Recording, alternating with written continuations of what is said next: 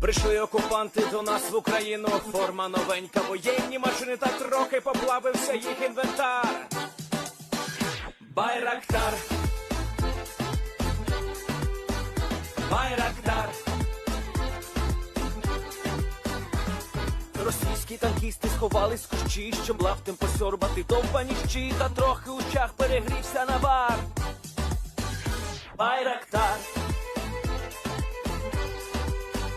Байрактар. Приперли зі сходу до нас барани для восстановлення великої страни. Найкращий пастух баранячих отар. Байрактар, Байрактар. Їх доводи всяке озброєння різне, потужні ракети, машини залізні, у нас на всі доводи є коментар. Байрактар, Байрактар. Вони захопити хотіли нас зразу, а ми зачаїли на орків образу з російських бандитів, робить примар. Байрактар, Байрактар. Російська поліція справи заводить, там вбивцю рашистів ніяк не знаходить, хто винен, що в нашому полі глухар. Байрактар, Байрактар. Веде пропаганду кремлівський урод, слова пропаганди ковтає народ, тепер нове слово знає цар. Байрактар. Байрактар. Байрактар. Байрактар. Байрактар.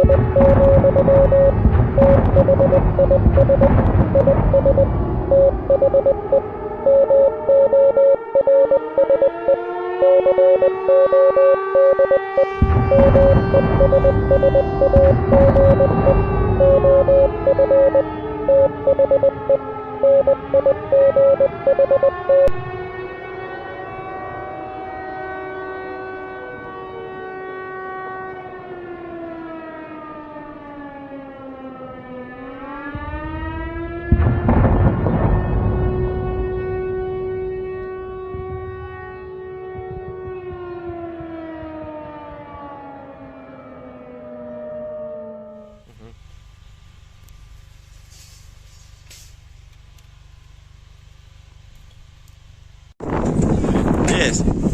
The Leaf Spring Army sends its regards.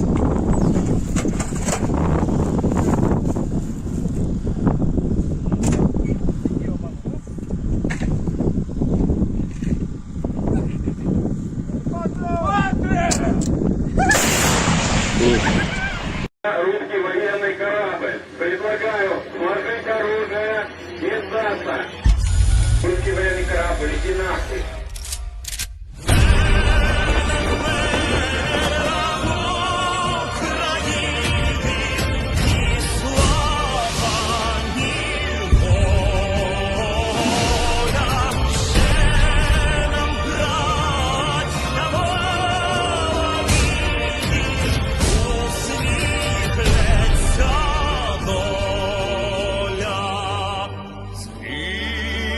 Наші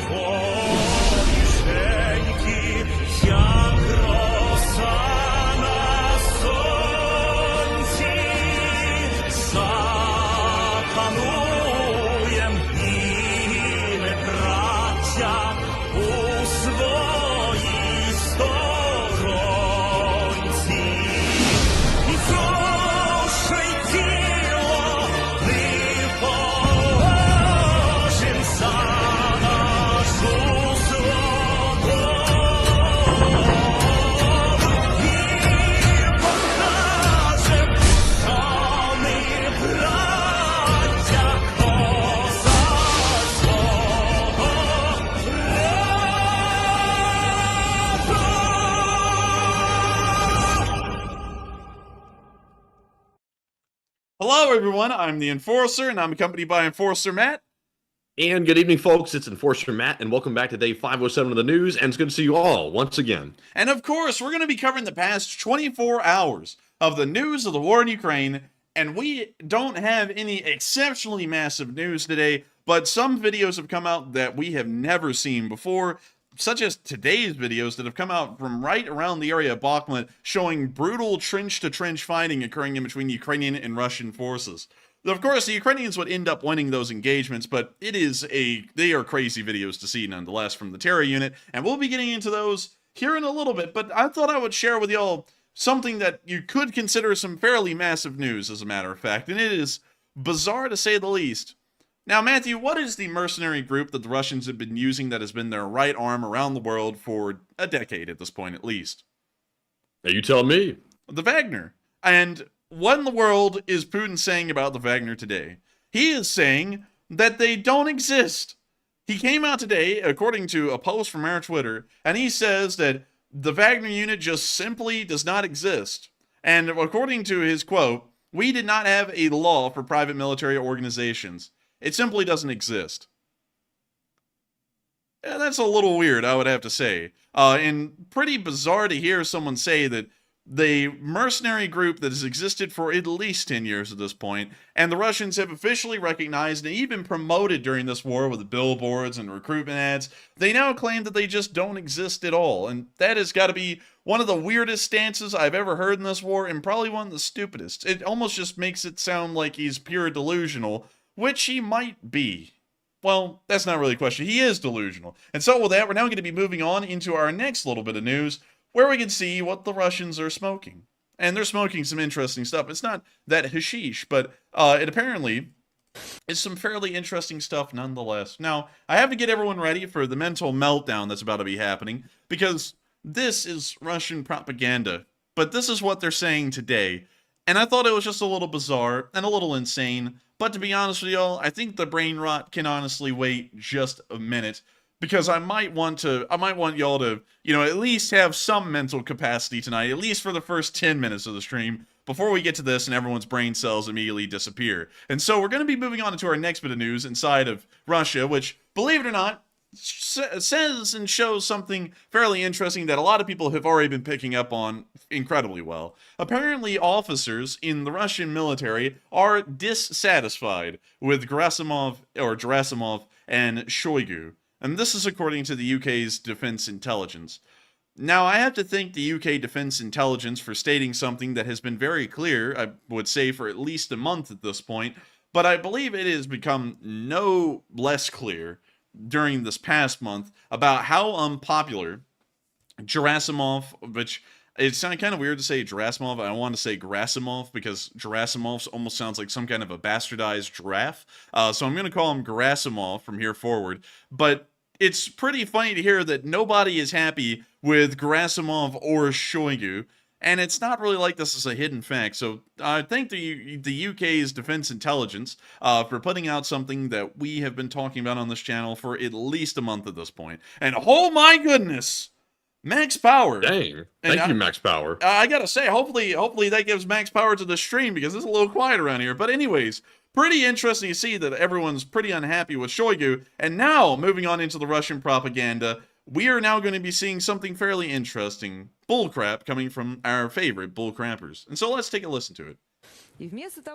Instead of thanking us for saving the European civilization, because the Tartar-Mongol yoke stopped with us,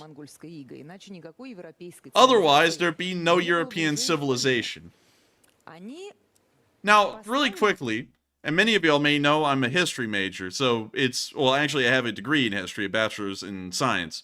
And one of my studies, of course, being a history major and having a history degree, was, funnily enough, history.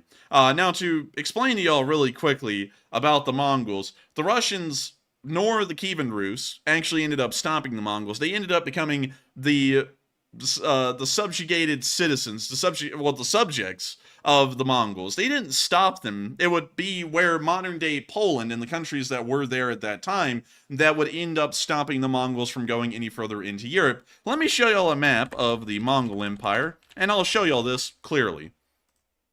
So this is a map of the Mongol Empire as it would have existed at its height. We can see that it expands practically everywhere, all the way from the Koreas and well beyond Russia. Now, do you see something here?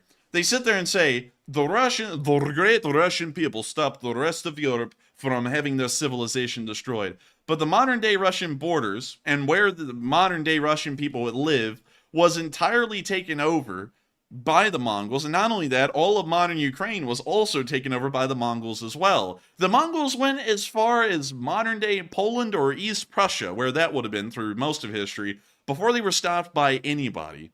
And so it makes absolutely no sense to say that the Russians did everyone a favor by stopping the Mongols because they were conquered by the Mongols.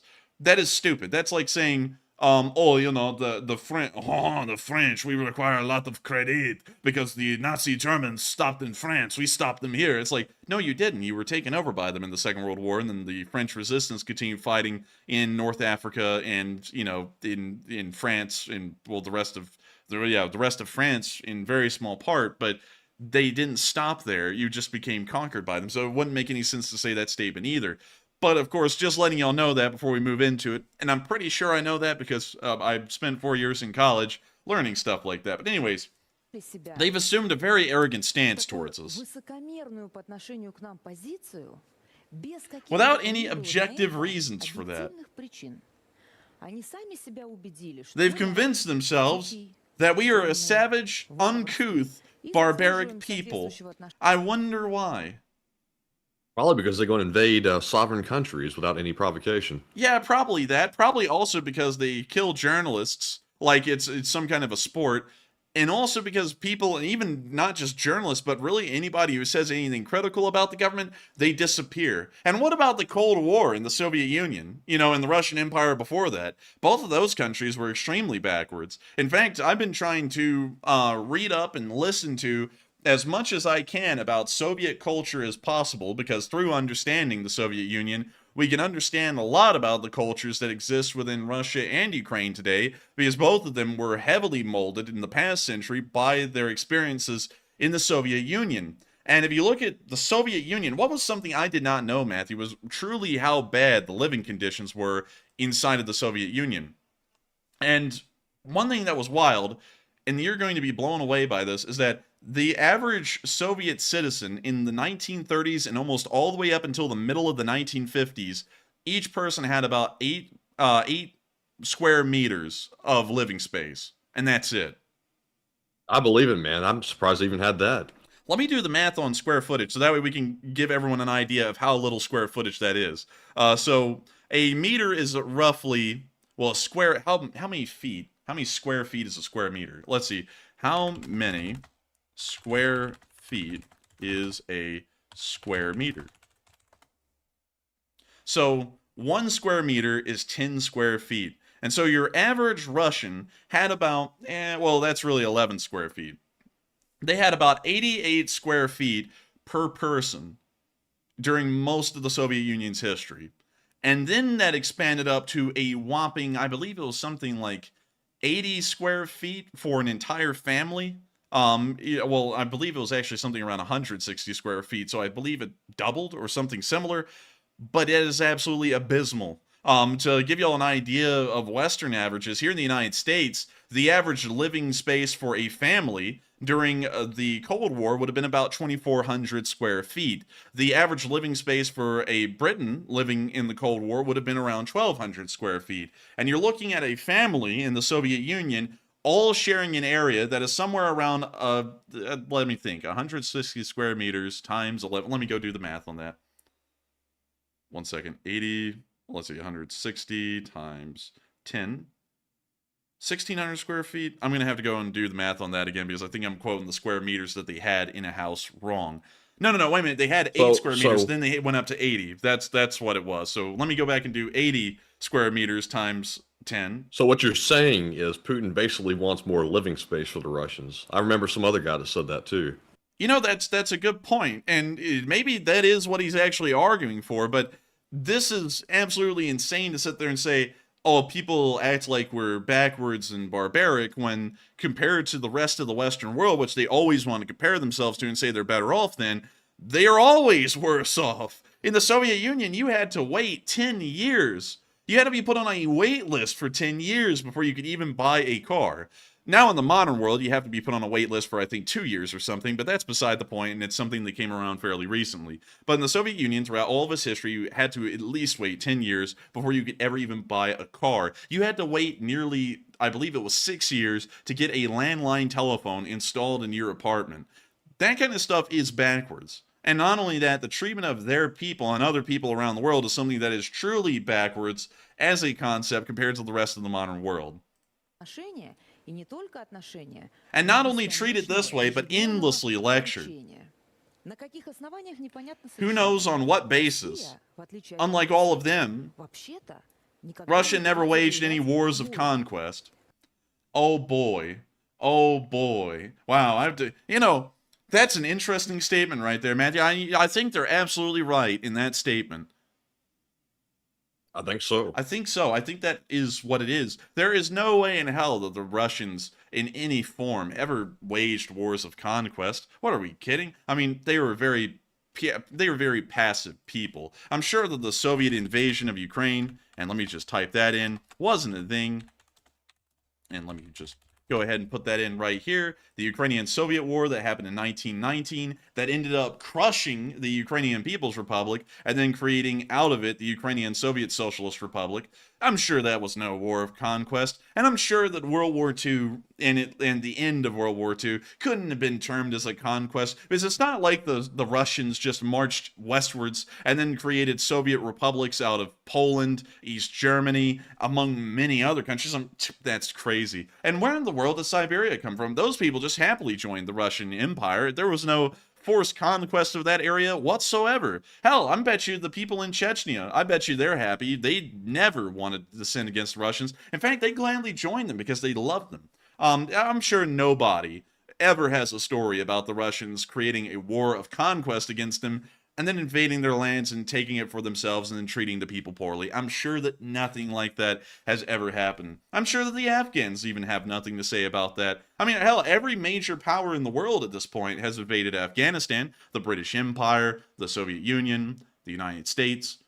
I'm sure that there was a country in there that does not have any association with Russia whatsoever. I'm completely sure that they have never done a war of conquest, and they are incredibly civil, nice people who have had no faults in their history whatsoever. Russia waged defensive wars. Russia enlarged its territories. Oh, so wait a minute, you immediately go and contradict your statement by saying we've never had wars of conquest, but we did enlarge our territories. How? You didn't buy them. Ridiculousness. Either by defending itself or saving some people. Saving some people. Who are those people? I never heard of anybody in Russian history, not even the Russian people, being saved from themselves. That is a complete lie. For example, my people, Armenians, isn't that correct, colleague? Russia saved them from a total destruction, from disappearing as a nation. When I think about this, I feel so bad for them, for Ukrainians and the rest. Why couldn't you live with us? Maybe because they don't want to have a war of conquest where you bring them under your control, and then you sit there and act like that was a nice thing that you did for them. I mean, it's... what are the British, are they pulling out a British play card here by saying that they're going on a civilizing mission? It's like, what in the hell? I don't even know. Anyways, what was so bad about it? Many of you got your statehood because of us. No, they didn't. No, they didn't. You're saying that doesn't even make any sense. How in the world can the Russians enlarge their territories but also at the same time grant people independence? Those two things are mutually exclusive. Completely. Well, you know how Russian independence is. That means that Putin only barely interferes in their government. That is just insane. And then this next line is even better. Your culture emerged because of us. Your culture emerged because of Ukraine. Like, Ukraine was the first Slavic culture that existed of its kind anywhere in the Eastern European world, and from it, every other Slavic culture largely came into being, especially the Russians. The Russians are an offshoot of Ukrainian culture historically. That is just a fact. You could even go through all of the actual writings and texts made at that time, and it clearly shows that the Duchy of Muscovy, the city of Muscovy, which would turn into Moscow, was created by order of a Ukrainian king of the Kievan Rus. So how in the hell can you say that the Ukrainians came out of the Russians when the Russians came out of the Ukrainians? That's ridiculous. Who mistreated you? Who bothered you? Here's a question. Why did they hate us so much? Because you're killing their people? Why? Unlike them, we did not wage any wars of conquest. We didn't subjugate anyone. We didn't threaten anyone. Yeah, you don't threaten everyone around the world with nuclear war every time they breathe, right? I mean, that's something. Man, this guy right here is having to like stop himself from laughing. He looked down at the podium like, oh god. Dude, this guy has got the comb over deluxe. Look at that, man. That is a... I mean, like, that thing right there is a transatlantic flight with the length of that comb over. Goodness. They just don't like us. As far as we're concerned, it's their problem, not ours. Others do like us. First of all, thank God, we like ourselves. Liking yourself does not count in the popularity contest. It never did. What the hell kind of contest is that? You sit there, well, you know, everyone thinks I'm ugly, but I don't think I'm ugly. Well, who cares? It's that stupid. Recent events show that support is only growing for our president after this mutiny or whatever it was. Yeah, while all the generals come out and criticize the army and the Russian government, the support is actually growing, believe it or not. Support for the special military operation is growing. Many of our neighbors like us. Which ones? Which ones? Let's go through the list. Finland hates you. They actually went and joined NATO. Sweden will also be doing that as well, and they're not even really a direct neighbor. The Baltics hate you. Poland hates you. Ukraine, we don't even have to cover Ukraine. They're at war with them. Obviously, they hate them. Georgia hates them. Azerbaijan hates them because the Russians went and negotiated against them. The Armenians don't even border them. The Turks hate them. And they kind of border them through the Black Sea a little bit right now, so they hate them. The Iranians are starting to end up disliking the Russians. Believe it or not, they tried to buy Russian planes from the Russians right now, and they have not fulfilled the order. So now the Iranians are starting to get pissed off at the Russians, and now they're starting to dislike them. Kazakhstan does not like them. Really none of the Stan countries like them. Afghanistan clearly hates them. China is indifferent to them. Mongolia isn't a big fan of them. Japan hates them. North Korea is really their only friend that you can think of rather than Belarus. And South Korea also greatly dislikes them. And not completely hostile, but they're very unfriendly to them. So which people, rather than Belarus and North Korea, like them? Most of our neighbors like us. According to the score count we have, everybody hates them. That is a stupid statement. You know, it's like if Russians really wanted to try out that idea, why don't they try and travel to a foreign country and see if they're permitted to travel there right now? Oh wait, I forgot. They're banned from traveling outside of the country right now. At least most of them are. Those who haven't even been infected by European arrogance and snobbery. Soon there will be an African summit. Many people will travel here.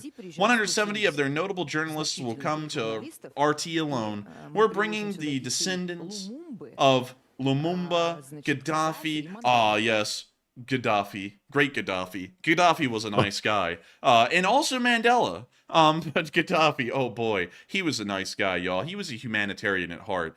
He was always thinking about the starving Libyans, and he was always thinking of ways to make them no longer hungry. And usually that just ended up killing them. But beyond the point, they weren't hungry anymore. They're gonna put him in the same camp as Nelson Mandela. How's that even work? Dude, that's like saying, you know, like we're up there with the greats, like George Washington and Joseph Stalin. It's like those are mutually exclusive. One of them is a pretty great person. The other one was a person who killed tens of millions of people. You know, it's like there's a little bit of a difference. We have plenty of people to be friends with. Who? I'm asking. Who? Except for Venezuela, Cuba, Belarus, and North Korea, who? There's nobody who wants to be friends with the Russians. You know what happens when you become friends with the Russians? You get crappy trade deals and no money. That's what happens. True that. I mean, that's true, man. Can we get some heckin' chonker upvotes on that one? Can we? But anyways, that is the most ridiculous propaganda I've ever heard. Anyways, moving on from the absolute propaganda vomit that we just heard right there, the Ukrainians are showing that the Russians are running a war of conquest, and there's still remnants of that, even in the the northeastern area of Ukraine, near the direction of Konotov, where the Konotov witches are. You know, that was a famous thing at the beginning of the war, and Sumy, where they are recovering a Russian T-72B3 that has been stuck in the Desna River ever since the beginning of the war, for the most part. And we're going to be muting that for copyright reasons. But we can see them getting their recovery equipment ready, going through a little bit of a briefing here, pulling up the boats. Man, are they about to whip the Panzer of the Lake out of the lake? Is that what's about to happen? We can now see them drawing the ropes out there.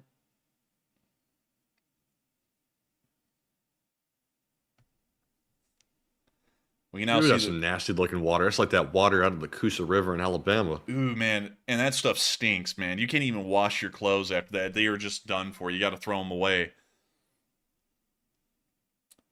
And here it comes. Look at that. My God.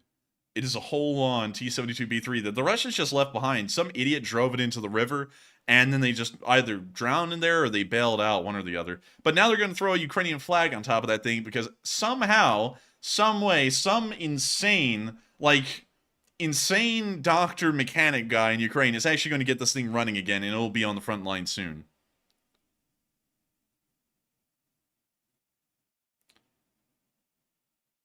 And I don't know what those were, actually. Is that fish bait? I think it looked like a lure. I'm not going to lie.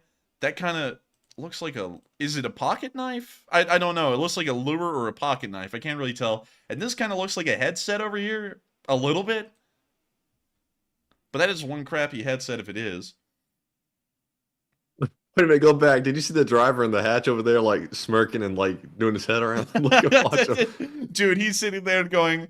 Opa! He's like, we got a free take. He's like, oh, look, I'm on camera. And here's the T-72B3 that they got. I have never seen this armor mod before. This is just pipes welded together on top of the ERA. I don't know what purpose that serves, but that is the first time we've ever seen that in the war. We can now see them looking over the tank and checking it out. We can see a fire extinguisher, it appears, right there, perhaps. That appears to be a boot, I think. And they're checking the compartments on the side of the tank. And also inside the turret as well. And as you can see, it's pretty muddy in there. It has been inside of a river for a while. And oh, dude, you know, while Russian soldiers may have, never really found this thing to be successful, the mosquitoes are growing an entire army inside of that tank. Ew.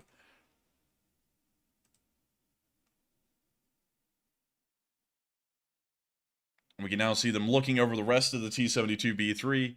This thing is going to require a lot of work. But it is still going to be a functional tank. It's just that it's going to require loads of work to get this thing up and running.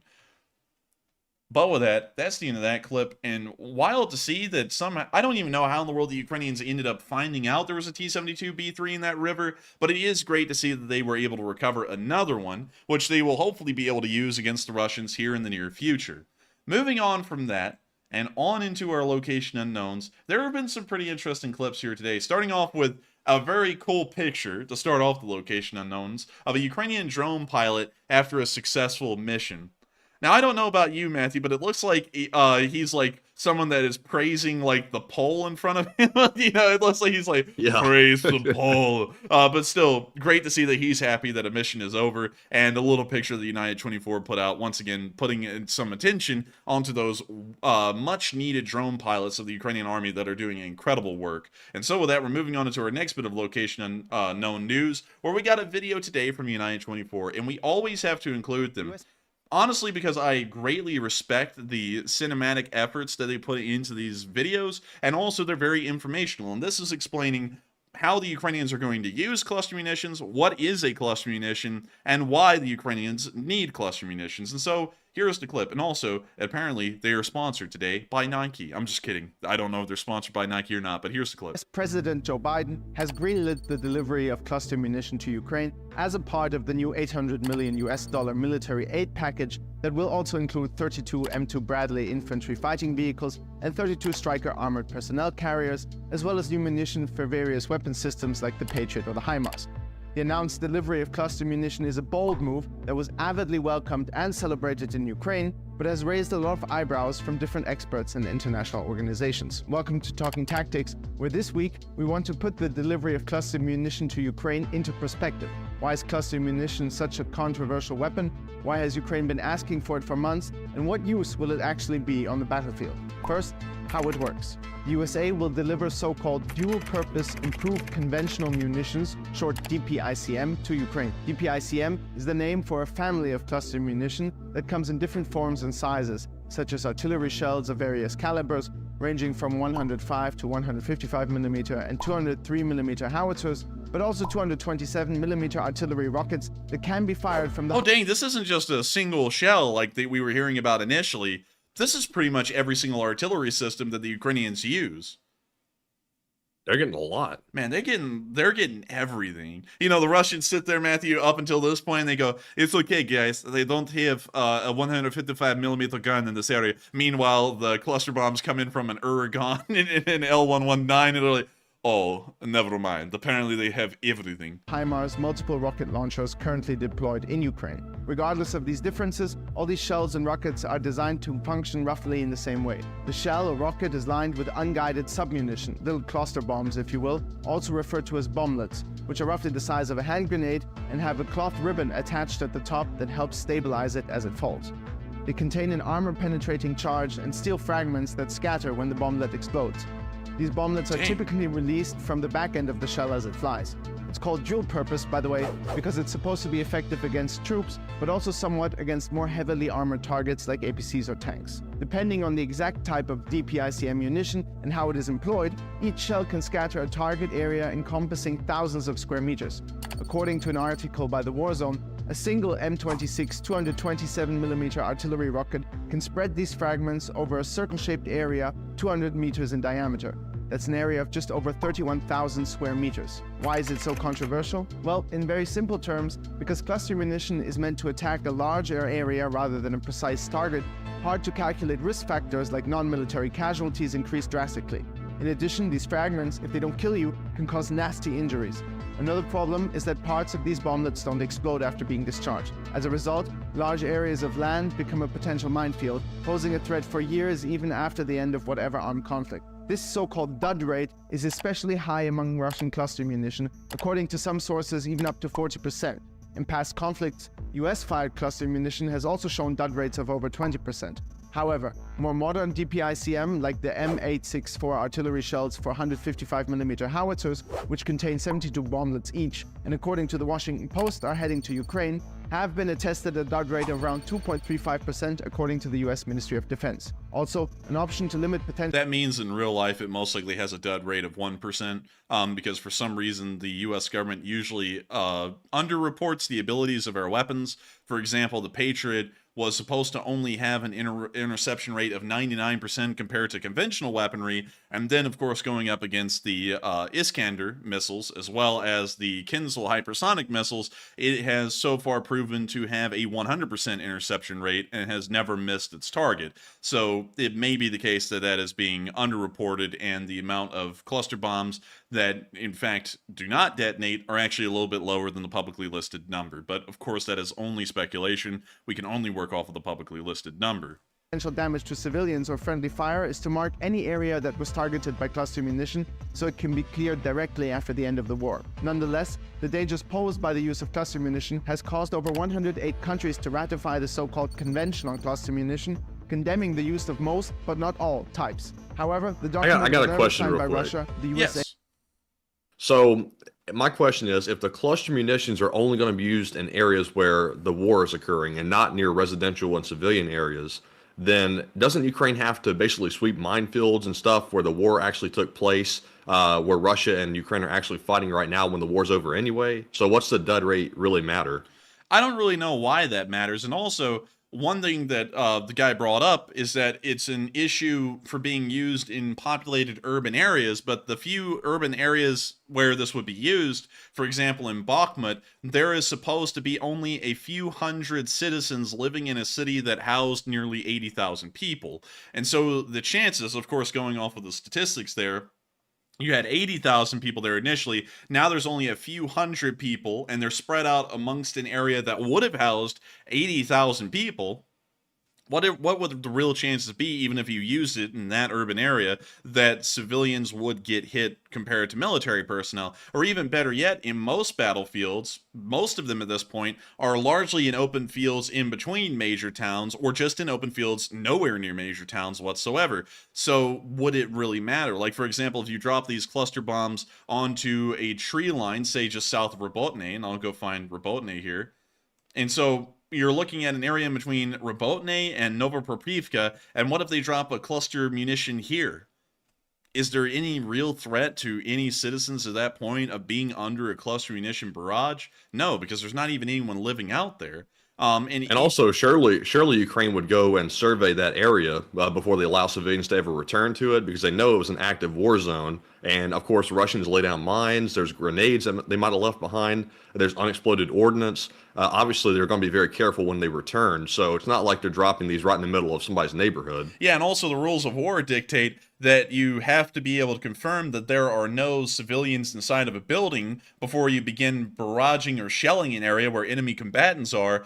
And so that pretty much makes that whole point moot anyway. So it isn't a real concern for Ukraine, because the rules of war wouldn't allow them to use it in a populated area with civilians anyways. And also, most fighting is happening in non-urban rural areas where there isn't even a risk of that happening at the moment. And so, and also I see some people saying the threat is to farmers later, and that's a good point. But at the same time, we already see that the Ukrainians are already having to go through demining processes, and so it's really just adding a little bit extra to the workload and hopefully ending the war sooner.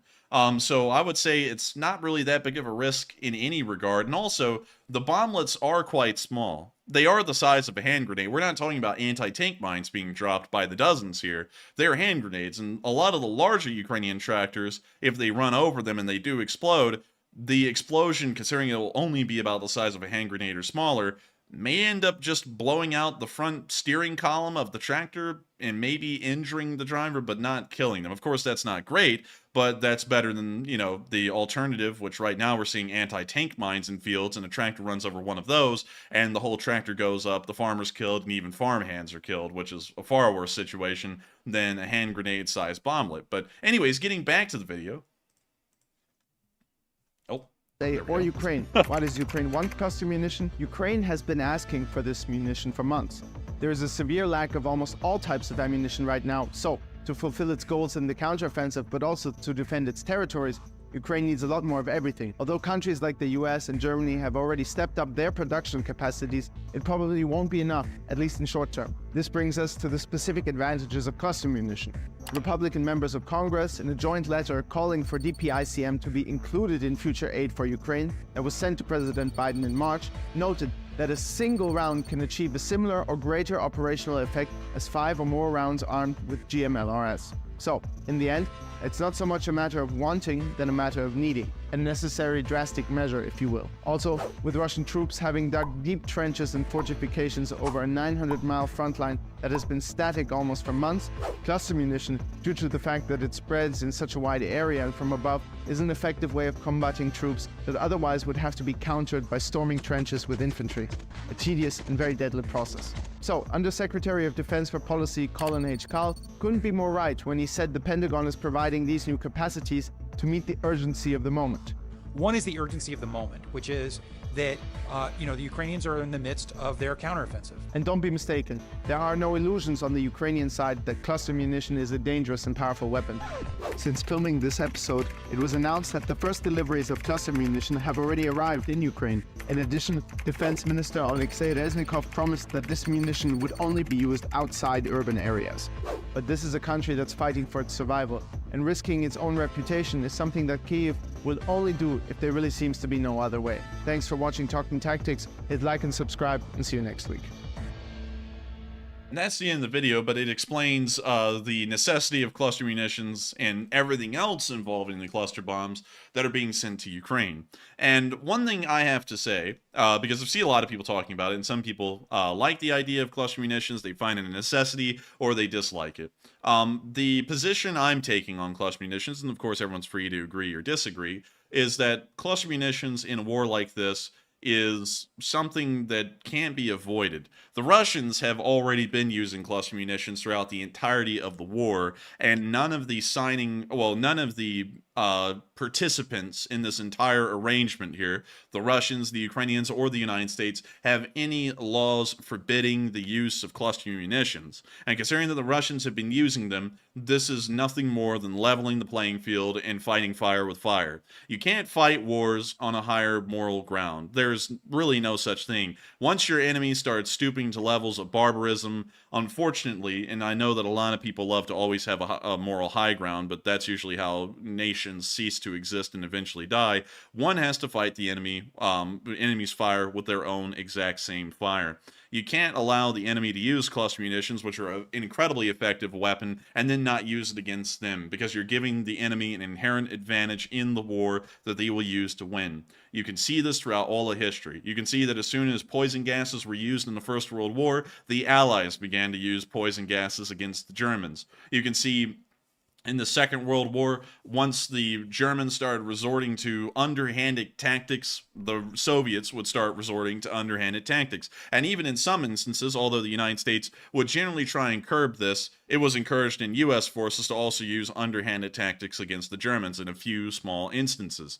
It is just a part of war. War is nothing where you go and you exercise a moral high ground just because it feels good. War is brutal. And war is something, and while we always make it a light thing every single night on this channel, people are dying out there. And if you have to go and do the same thing that the enemy is doing and using cluster munitions to get a level playing field and save your own soldiers and your own citizens' lives, then you have to do it. It is what must be done in a war. And so whether people like it or whether people hate it, it is a necessity that Ukraine gets these cluster munitions and uses them against the Russians, because it is simply leveling that playing field at this point. And so with that, we're now going to be moving on from that bit of location unknown news and on into the next one, where we saw something really interesting we've never seen before. This weird looking thing that kind of just looks like dog food cans that have been taped together to a broom handle. This is actually a British anti-drone system called the Night Fighter. I've never heard about this drone system before, well, anti-drone system before, and I've never seen it in use, but this is the first picture that we've ever gotten of British anti-drone system technology. According to the caption, the Night Fighter anti-drone systems employ proprietary RF effector technology to neutralize air, land, and sea-based unmanned threats rapidly and effectively. We're going to actually pull up the Night Fighter anti-drone system, and we're going to see what information we can get on it, because I don't really know a lot about it. So let's see here. There apparently is no Wikipedia article on this thing, so this tells us it's fairly new. Let's see here.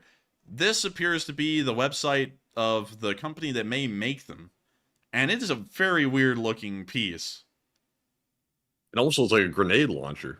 It kind of does, doesn't it? It looks like a 3-barreled grenade launcher. But the Night Fighter anti-drone system employs the same thing that the caption said. In use with Tier 1 security forces in multiple jurisdictions. Oh boy, the buzzwords are coming in. Night Fighter provides a class-leading, non-kinetic anti-drone capability to meet a wide range of operational requirements in military and civilian environments. Goodness, man. The buzzwords be buzzing up in this one. And so let's see what we have. So it has a range with the Night Fighter S model of 5 kilometers, which would be around 3 3/4 of a mile. So that's actually a fairly far range right there. It is, of course, portable like the normal anti-drone systems we've seen in Ukraine. It can be deployed in seconds. Really, it's just turning on a switch, most likely. It apparently covers a broad spectrum. It also is highly effective, according to the company that makes it. I have a feeling that they are probably saying that to get sales, but it is also probably incredibly effective on top of that. It is certified and compliant. It is certified to UK defense standards and SAR tested in compliance with the EU EMF directive. Great. Let's see here. Network ready. Operate standalone or as network of sea UAV systems. So overall, it is a fairly... Oh, look! It has an EOTech. Oh, wow. Oh, wow! Oh, boy! Nice. But this is a pretty interesting little system right here. It apparently has 3 hours of battery life as well on the S model. And so, very cool system, but hear me out, everyone. I don't hear anything. Well, hear me. That's it. Well, I mean, rather than taking it literally. Okay, so everyone hear me out, all right? 12 gauge bird shot or buckshot, really depends on, how good of a shot you are, and put it in that thing and aim it at the drone and fire. Now, it doesn't have a 5-kilometer range to it, but it is incredibly effective at closer ranges.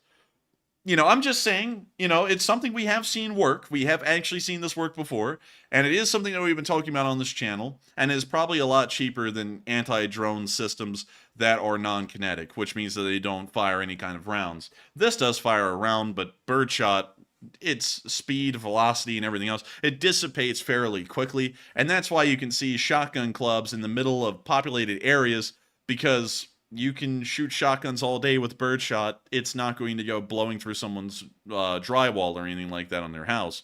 But I would still say that the Ukrainians were just wanting to fill anti-drone capabilities for their units, and they didn't need a 5-kilometer range. This thing is quite effective, and we've seen proof of it. And so with that, we are now going to be moving on from this interesting thing. Pretty cool nonetheless, though, and great to see that they're getting some. And we're now going to be moving on into our last bit of Location Unknown news, which is the Russian casualty report of the day. Oh, man, they went back down to 2. Only Went like Jimmy on the left, or Jimmy on the right, actually. Left and right's getting confusing here, but he's stepping on one of the Bobcats right there. Although that's one of the fancy Bobcats. That's And he put actually LSA in the animated. corner. Yeah, it's actually animated, too. Look, the little Bobcat goes squish. Look at that. That's cool. Very cool. Man, I gotta say, Jimmy D, you put in a lot of effort into that meme. And let's see if we got any more. Oh my! Hey, look at that. That's actually the guy, isn't it? Yeah, that's George what's his name? Takei. Sulu. Yeah, George Takaya. Oh my! That's it. But 2 more of them destroyed. B. Sydney put in 2 for Matt. Syndicate. Oh, yeah. Oops. B. Syndicate 2 for Matt. Pretty nice illustration there too. And let's see. LSA, and we got an LSA meme. Man, Hey, it's killing a king cobra. It's a or not a bobcat. It's a honey badger. look at that. Is that It's something? a king cobra with a Z on it. It's Putin. I gotta say, I'm really liking the Elite Spring Army art and memes that people are making. I'm really enjoying them because y'all are putting a good amount of effort into this stuff. I gotta say, I'm really impressed with today's memes, and I've got to give you all a load of credit for those. And thank you all for putting those in because we love to see them. But moving on from that, 2 Bobcat skid steers, 2 special equipment vehicles have been destroyed over the past 24 hours. Only 2, but that's still better than none after all, so fairly good. We also saw that 590 Russian soldiers ended up getting extinguished over the past 24 hours, along with 11 armored personnel carriers, 17 supply trucks, 5 tanks, 14 artillery systems, 24 drones, and 2 anti-aircraft warfare systems, totaling up a pretty costly day for the Russian army as a whole. And so great to see, and hopefully the Ukrainians can continue to inflict heavy losses like that as we move on into these front lines and show y'all where these heavy losses come from. But before we get into that, there has been some interesting talk in the chat about Putin disappearing the Wagner, just saying they've never existed in pretty much wiping them from history. And it appears that a lot of y'all have been talking about that along with cluster munitions and a whole bunch of other things. And I gotta say, a lot of it's worth diving into and seeing what y'all think about it. And so what do we got, Matthew? All right, so let's address the poll that's currently running right now. And it says, should Ukraine use cluster munitions in populated urban areas under any circumstance? It looks like 56% said yes, only if absolutely necessary. 34% said no, not under any circumstance. And 10% said unsure. And the reason why I put this poll up is because I heard the individual in the United 24 video say that only if it was absolutely necessary would Ukraine use those in populated areas, urban areas he referred to it as. In my opinion, I don't think they should be used in those areas under any circumstance. The risk is simply way too high, and the goal here is to try to preserve as much civilian life as possible, and I think that would put that goal at risk. So I'm with the 34%. But Enforcer, what say you? I would have to say this is one of those polls that are very interesting because it's asking a very interesting moral dilemma here. do we potentially end up killing citizens by using cluster munitions in urban areas under any circumstances, or do we not? And I find these polls to be incredibly interesting. Sometimes we have to curb them because for some reason people become violent over hypotheticals, but it is a very interesting one to ask, and I can see really where both sides are coming from. The side that is saying yes only if absolutely necessary, they are thinking about the overall long-term afflictions of this war, the continuation of citizen deaths behind the lines, among other things like that, and are wanting to see this war end. And so they are under the mindset that it should be won under any means, even if it means dropping a cluster munition in an urban area. If that will end the war, that's what must be done. The group that is saying no, they want the war to end equally as much as well, but they also want to maintain that there will be less citizen deaths possible by not using them in urban areas. And it's a very interesting dilemma, one that's actually pretty tough to pick a side on, but I would have to say, if I had to pick a side, I would pick the one where we say no, it shouldn't be used under any circumstances in the urban area. It is the smaller percentage of the vote, but I believe that while the war needs to be won and you have to fight fire with fire, we don't want to end up going and fighting fire with fire so extremely that the Ukrainians may end up committing war crimes as well, because the Russians have been committing war crimes. They have used cluster munitions during the entire war, and they've also used them in urban areas where there are citizens, and that has clearly made it a war crime. And I don't believe that the Ukrainians should fight fire to that level, but they should fight fire with fire by using them in rural areas. And so with that, I hope that does address that fairly well, at least in my opinion. And with that, we are on to the next one. All right, and our next poll says, today another top Russian commander was eliminated from post, and the reasons are unknown. And what are your thoughts? 66% said Russia is slowly continuing its purge, 21% said the purge is only beginning, 7% said it sounds somewhat routine, and 5% said unsure. And to specifically name the person that was removed, let me get to the Twitter post real quick. His name was Vladimir Selevrostov, and he was sacked personally by Shoigu himself, the hated Shoigu, the basically the scapegoat for the entire, the scapegoat for the entire Russian military at this point. And he was supposedly involved in some war crimes, but we all know that's not the real reason he was sacked. He was sacked because most likely he was challenging or questioning the authority of Putin and his government. So he is now gone and probably in some pretty deep trouble. So I would say that Russia's purge is only beginning. We'll probably see many more people get taken out, and he is also one of the victims. But Enforcer, what say you? Oh, it's certainly just beginning. There will be more to come down the road.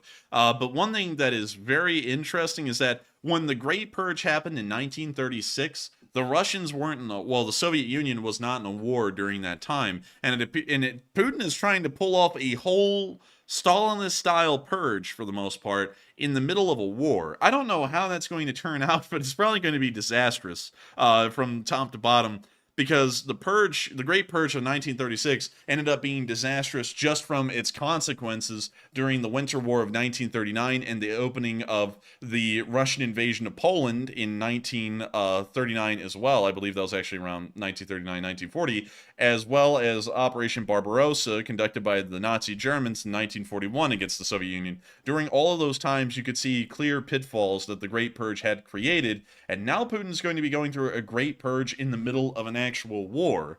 And so who knows what kind of consequences will be felt in the war directly, but I have a feeling, based on what we saw in the Great Purge, that these consequences will most likely be incredibly extreme. And who knows if he can even pull them off successfully, because Putin doesn't run Russia the way Stalin did. Of course, Putin runs it with an iron fist compared to the rest of the modern world, but the iron fist Putin is running Russia with is nowhere close to the iron fist that Stalin ran the Soviet Union with.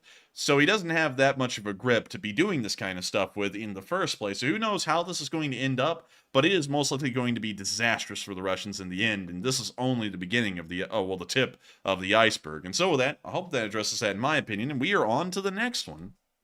And also, real quick, I saw Activista say in the live chat that a total of a dozen or more senior command has been detained per the New York Times. And I heard that as well. And the reason why these dozen or so people haven't made the headlines is they're simply not high enough in rank to make the headlines. And basically, they've been detained without any publicity behind it. But I have heard that there are a lot of people in custody, except for, obviously we heard about Popov. We heard about the guy today Vladimir, and everybody in Russia's name is Vladimir, so that's not really specific. But we've heard about all of these people, but there are many more people that the FSB have taken into custody and they're interrogating right now. And that's true as well, and I thank you for adding that in, so that way we could add that in while I stutter through this whole entire thing. And so with that, we are on to the next one. All right, so moving on to our next poll, it says Putin claimed today that the Wagner PMC does not exist in a new statement to the Russian public, and what are your thoughts? 59% said it's their new propaganda spin, 31% said this propaganda is not going to work, 5% said unsure, and 5% said I need more information. And I'm not really sure exactly what the Russian public has access to when it comes to the information flow. But if they have any sense, they'll realize that the coup that Prigozhin pulled off is not nearly over, and that indicates a much larger problem. And the Wagner PMC simply does not disappear. They may come back under a different name or start operating under some other branding, but they certainly still exist. But Enforcer, what say you? I would say that's the weirdest reversal we've ever seen, because just the other day, he was recognizing Wagner's existence and asking that a new person be put in charge of the Wagner, and now today he's saying they don't exist at all and never have existed. And also he said they funded them. Putin said that they funded the whole operation. We have given them $1 billion. Now he's saying we have given $1 billion to something that doesn't even exist. I mean, hell, that sounds like a federal spending program. Like, really, we've given $1 billion to find out why Furbies can pick up conversations in the Pentagon.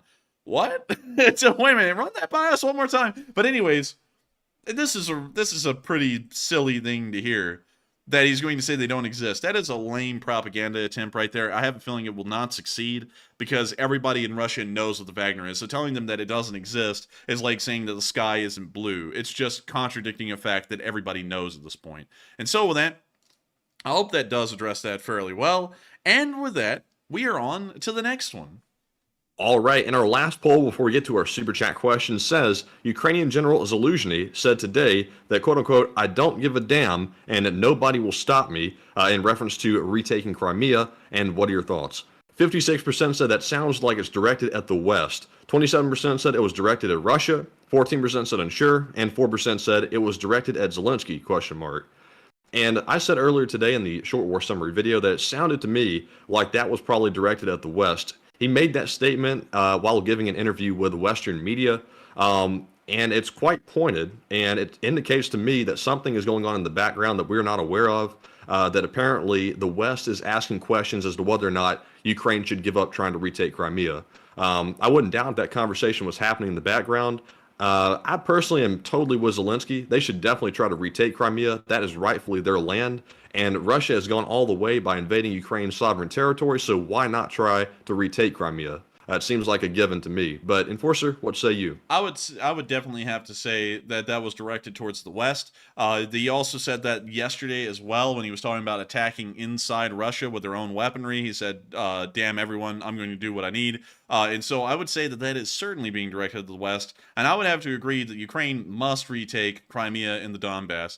Now, if U.S. strategists, analysts, and diplomats are all trying to get the Ukrainians to give up on that goal, they are losing sight of the U.S. benefits of having the Russians pushed out of Crimea. I've gone over this many times in this channel, but to summarize, through the Black Sea Fleet, and I've almost just said through the Black Sea, period, and that would be wrong. Through the Black Sea Fleet, the Russians are able to force us to the negotiating table. They don't have to be able to fight a war and win to force us to the negotiating table. They just have to be able to threaten a military standoff or the potential of war to get us to that negotiating table. Because of that, we have to bend our knee every once in a while and compromise, and that ends up being to our detriment, especially in the Middle East and especially anywhere where the Black Sea Fleet has traveled, and that's mostly to the Middle East and the Arabian Sea area. If we can get them kicked out of the Black Sea Fleet, if we can get the Black Sea Fleet kicked out of the Black Sea, we will probably be able to have a lot more control over the Middle East. We'll be able to control a lot more of the oil exports coming out of that part of the world, which will allow us to keep oil prices down and incredibly competitive over the next few decades until we are able to transfer over to another energy source that will be less volatile and will be a lot more controllable here inside the United States, which will most likely be some kind of a nuclear fusion power, since we're already seeing breakthroughs being made in that field as of last year.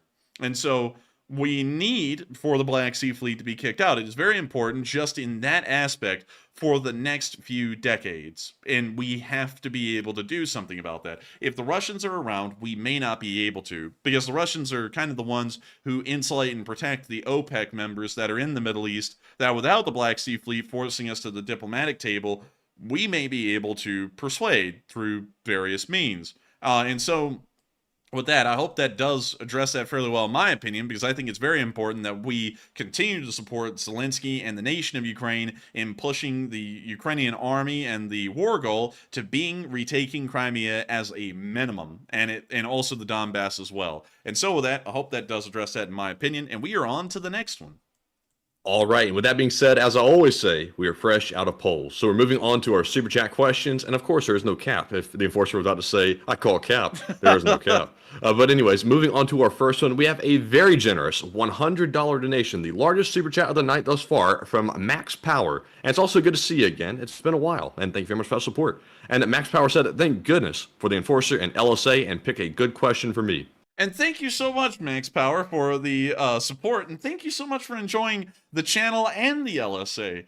We try our best to make this as interesting and as entertaining as possible, and that is one thing that we have been trying to do as best as possible. And I thank you so much for the mass amount of support, because it helps us to do this as a job, and it helps us to keep this thing rolling. And so thank you so much once again for the mass amount of support, Max Power, and helping us to do this as a job.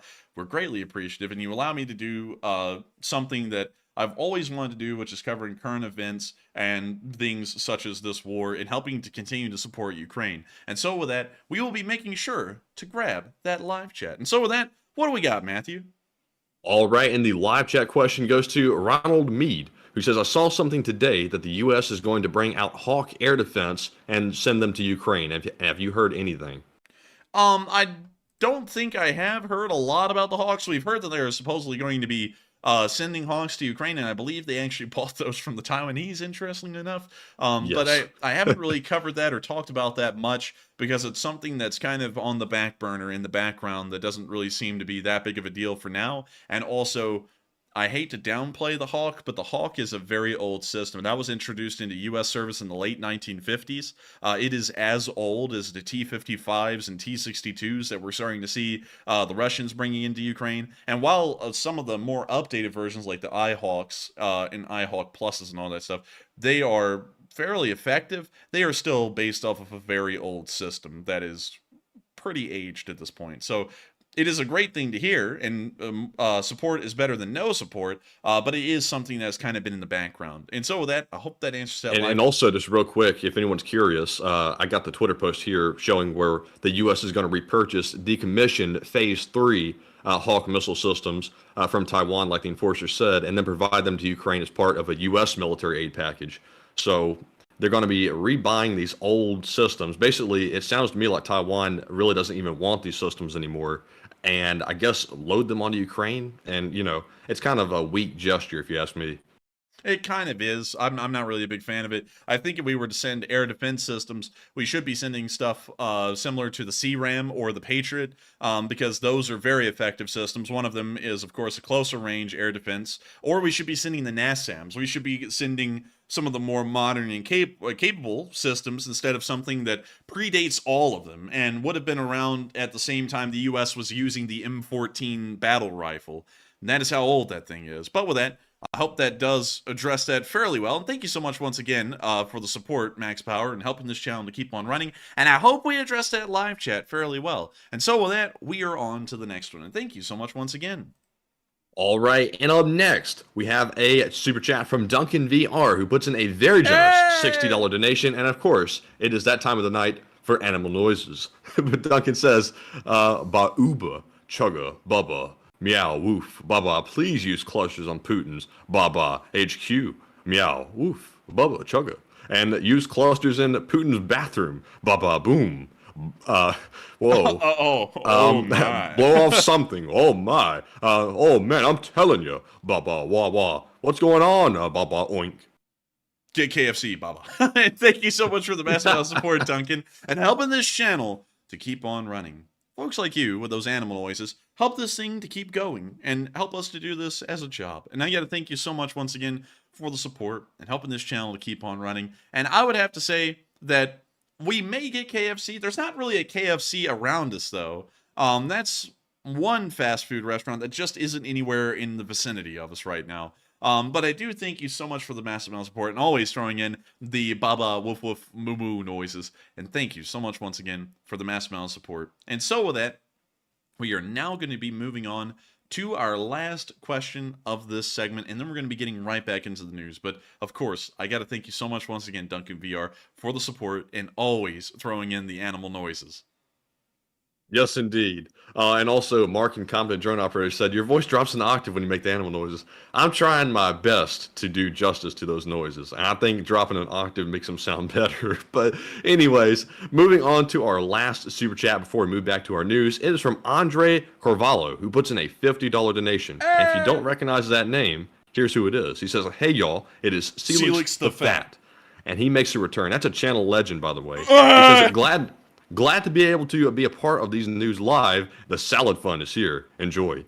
And thank you so much, Celix the Fat. That is how I'm going to have to call you, because you are an old guard of this channel, and we have not seen you around in a while. Welcome back. And also, that is what I'm going to have to call you. It is Celix the Fat. I always call everyone by the name they originally came onto this channel with, like Fusha Kone. Let's see, who else? Mark Slavo-Ukraini. Which is now Mark the Incompetent Drone Operator, BC Skyman, of course, Tangan Brigary. There's a lot of people who have changed their names a little bit or a lot since they've joined this channel, but I always remember y'all as the way y'all joined this channel. And I gotta thank you so much once again, Celix the Fat, for having been around with us for an incredibly long time. And I thank you for being here live with us tonight and helping this channel to keep on rolling, because folks like you help this channel to keep on running, and we are always honored to know that a lot of y'all have been with us for hundreds of days, if not over a year at this point. And it means a lot to us that y'all enjoyed a great deal. And so, thank you so much once again for the support, Celix the Fat, and helping this channel to keep on running.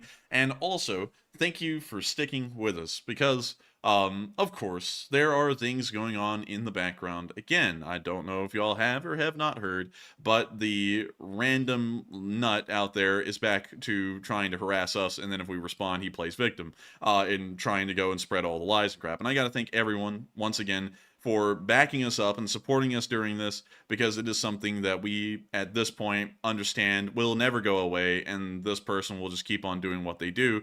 And so now we are going to give them a homecoming, a proper homecoming. And so with that, well, that's the best way to put it. And so with that, thank you so much once again for the support, Celix the Fat. I hope that does address that fairly well. And of course, knowing that you are an old guard in the LSA, I know you know the saying, long live the Lee Spring Army, and the Lee Spring Army never dies. And so with that, we're now going to be moving on into our frontline analysis, starting off in the Northeast. Suffice to say, nothing happened up here, so we're not even going to show the frontline summary for the past 24 hours. But we did see that some Russian equipment in this direction was found and destroyed. And we're going to be muting that for copyright reasons. And we can see that little camera there. And that's the recon camera I thought the Ukrainians were using the other day. You know, Matthew, when I said it was unmanned, there was one of those unmanned Russian recon cameras that I thought the Ukrainians may be using something similar to. That might be it. Although it got pretty low. Like, can it go down the pole, or is it like stationary at the top? I think it's a stationary thing. That is a tall, like, tripod, though. It's like as tall as the tree canopy. It's pretty tall. Yeah, that's pretty freaking tall. I mean, they're going out there setting up, like, Khrushchevka height buildings out there with the cameras. But we can now see it ramming right into the bottom of the camera, and that thing is gone. The camera part is disintegrated. Dang, that thing was big! Look at that! That thing was like a shopping cart-sized drone. Yeah. Jeez. Man, right now... They did all that just to take out the camera? Yeah.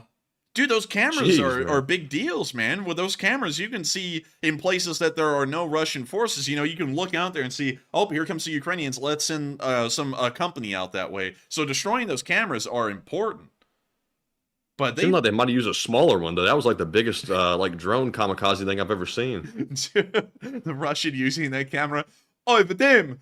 They're flinging a freaking thermobaric at it, boof, and it just blows up the whole forest. But anyways, we're gonna be moving on from that. That was pretty crazy to see, and also kind of funny. And we're now going to be moving on to this interesting clip where we saw the Ukrainians capture a Russian Gyansen gun, and then they ran it over an anti-personnel mine, and then it just kept on going. So here's the clip. Сотні БТРів, в другій БМП, а у третій сотні будуть свої САУ гості. Тюльпани, гвоздики, піони. We see them backing it on up. Карпатська Січ. And the Ukrainians are having a fun time, of course.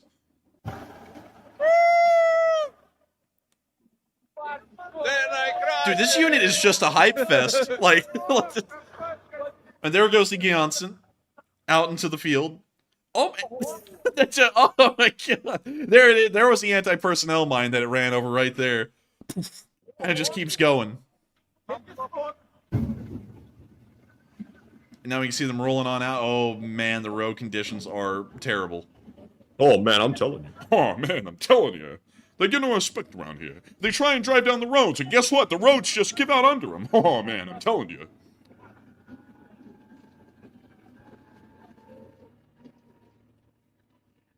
Man, the worst part about this entire war, rather than the fact you're getting shot at, is having to deal with all this weather and like mud and stuff. Like that's probably the toughest part for them. That is probably what makes war incredibly tough and horrendous, is just weather. I feel like that is a massive contributing factor to how bad a war feels, like how much wars suck, is how bad the weather gets. And you just have to keep on going through terrible weather, and so it ends up being just the most horrific thing imaginable. But with that, we're going to be moving on from that interesting clip and down into Bakhmut, where we have loads of video footage. And I'm going to have to let you all know in advance, 2 of the clips that we have in Klishchiivka combined will be about 15 minutes long, so we are going to be speeding through the other clips to get to those, because those are really the major centerpiece of tonight's news about what's been happening in this area. But to refresh the Deep State map to see if they have updated it, and over the past 24 hours, it has appeared that the Ukrainians have continued to make an advance in Rakovo, Vasilivka, and that is all we've seen so far. But in our first clip, we saw a battery of M109s firing at the Russians. Гарячий привіт від Віталіка Оніщука із міста Любомль. Батарея залпом 333. Oh! Welcome to Ukraine, підари! My ears, they're bleeding! I'm telling you. Man, he must have got his ears blown off. Dude, he sat there and he said, fire! And then he sat there and it sounded like this to him when he was talking. Like, that's all he heard. He wasn't hearing anything anymore. But with that, moving on to our next clip, we also saw the Russians being obliterated by the Ukrainian state border guards in this area as well.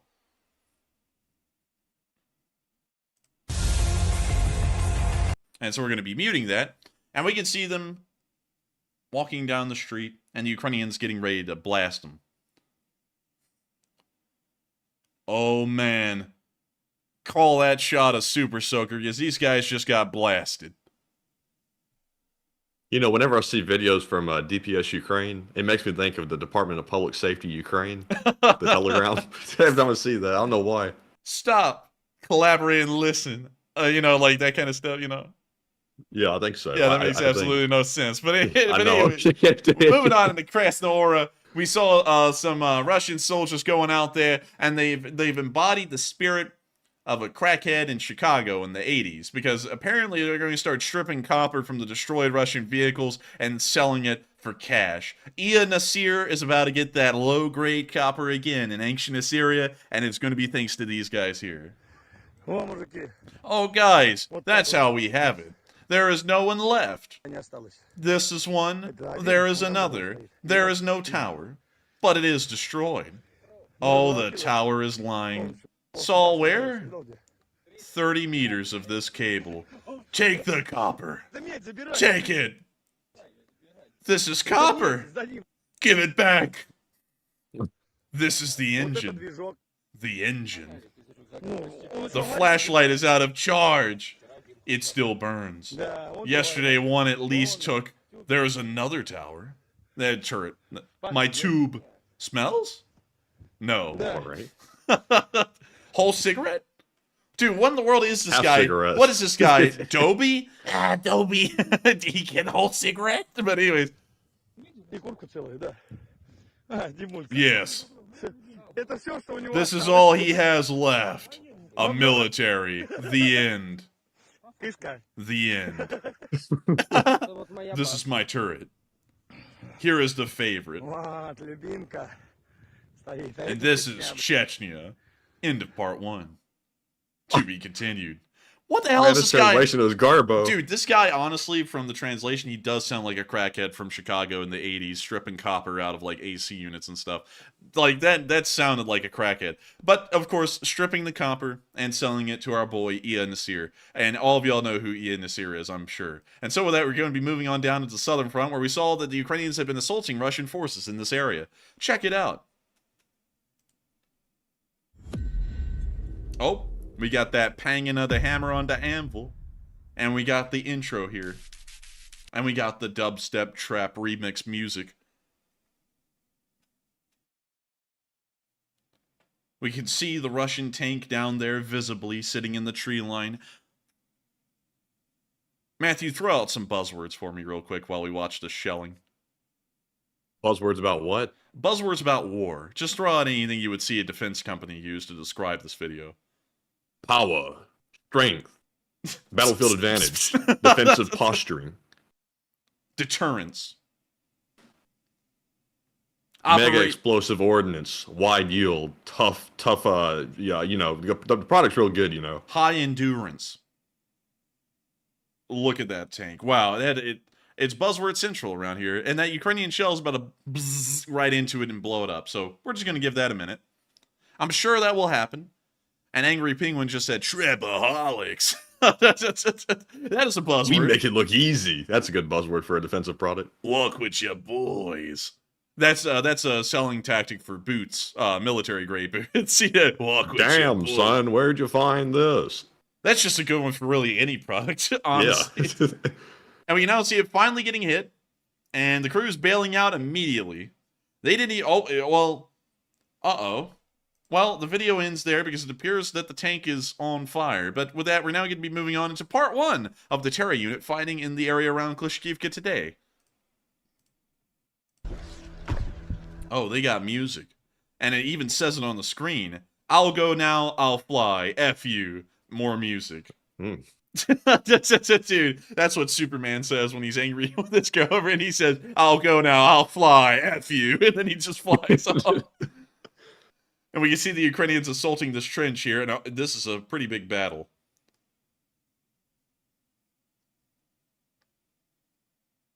Man, they did their research on this video. And now we see the Terra unit's intro.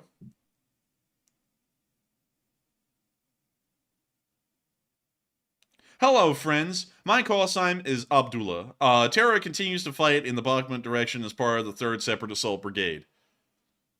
This video will be about the offensive actions of the 1st Mechanized Battalion of the 3rd Separate Assault Brigade. They have banned a lot of Muscovites there, so the video will be censored. If you want to watch it uncensored, please visit our Telegram channel. You can also support us on Patreon. I'm just kidding. And now it's very important. We continue to collect 100 FPV kamikaze drones to accompany offensive operations. According to our calculations, this should be enough for about 10 days.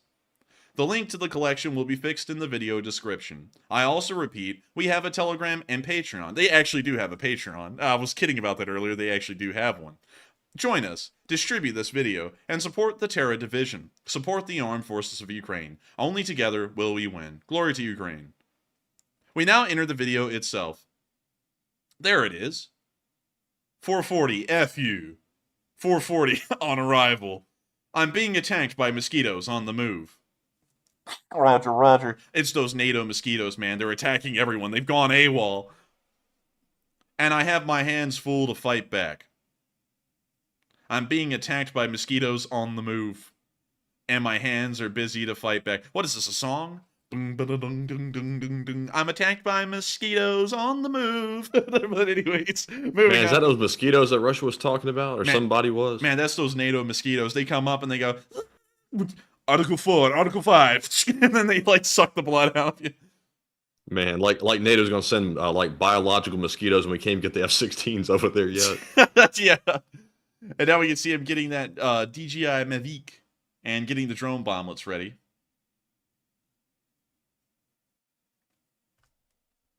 And we can now see it taking off and going on its way. And there's some kind of a specific sound that I cannot repeat. The boys have already gone to the Podarsky Trench. Thor, come on. There are already goals there. Bro, come on. There are already... Oh, there were some real guys on their way. Here. This is our position. Here we are. That's where the dudes are. Did you see it yesterday? Yes, this is our region. Yes. This is where our people have already entered, and this is where they are already bashing themselves with these, something. Flight. It's not blietin' detonating. There we go. That's probably a better way to censor that.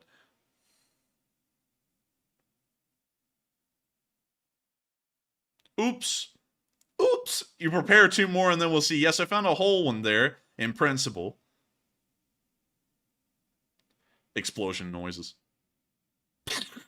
And so now we can see him getting up and moving down the trench. Bliet, guys, go on, damn it. How are you guys? Guys, what do you have? Come back.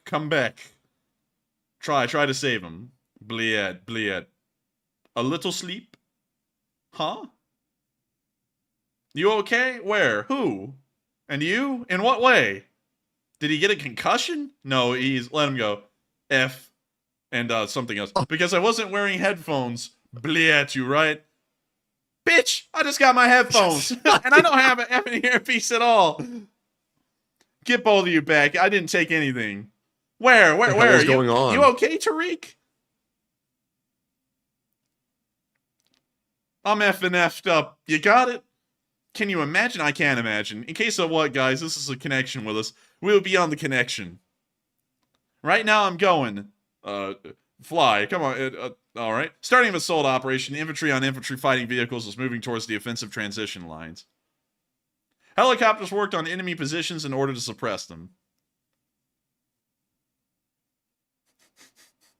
On the way out, heat traps are discarded as a counteraction from enemy air defense systems. Infantry fighting vehicles from a combat order for the offensive.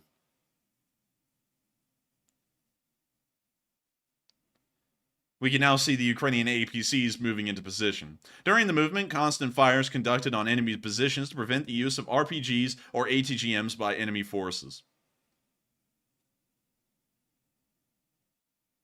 One of the infantry fighting vehicles was moving to the right flank where, according to preliminary information, there may be enemy anti-tankers. The infantry lands and is deployed in battle formation. The enemy is firing aimlessly with artillery at the advancing infantry and equipment. One of those shots could be seen down there at the bottom left. The infantry moves forward, constantly firing in enemy positions to distance themselves. We have reached the first line of dugouts and are cleaning them up. The battle has moved deep into enemy positions. The tank aircraft conducted targeting fire from small arms. And we now see that the Ukrainians have entered the trench works on the left side, and it appears that they are meeting their first Russian forces, the 2 that are coming down the line. Use grenades while the enemy shoots in Semyonsk almost without aiming. Such fire is ineffective and almost does not slow the advance of the assault group. Under the onslaught of the assault group, the Russians hid in a dugout. One Russian fighter without a helmet runs out of the dugout. He tries to fire, but the machine gun immediately mows him down. Apparently, it was poorly cared for, and... Oh, wait a minute, hang on. That Russian's machine gun, who did not have a helmet, his machine gun actually jammed immediately. That's what it means by wedges. And it was poorly cleaned, as the Ukrainians said. They're now going to clown on this foo. It was poorly cared for and rarely clean, and so it jammed because of that.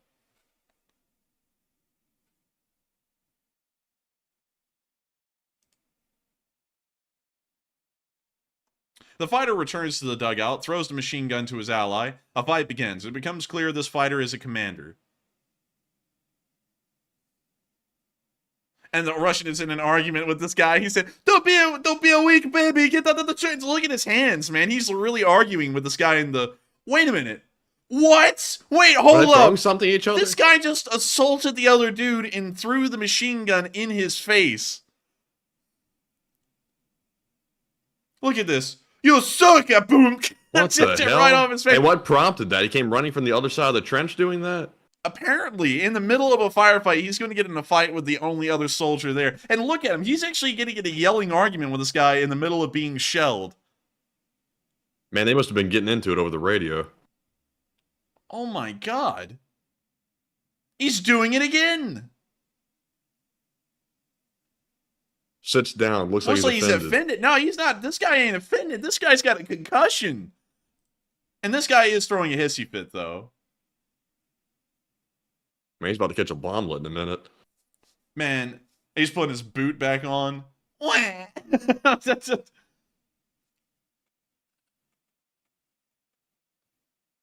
mad at everybody. This is like that evil commander in the movies that you think is comically evil. Like, what commander goes up to their subordinates and just grabs their machine gun and full sends it right into their face? Like, A desperate one that knows they're about to die. probably. And the next shot, we can see that the counterattack attempt was unsuccessful. The Russians are returning to the dugout again, firing randomly. The assault group continues to advance, verifies, and cleans the captured dugout. Trench fighting is actually pretty slow work. You can see that the Ukrainians haven't moved that far, about 20 yards down the trench. But it is very tough because the corners lead to a lot of apprehension and a lot of extra work needing to be done. So that way they can make sure that they're not going to get greased from behind once they walk past an opening in the trench or another corner.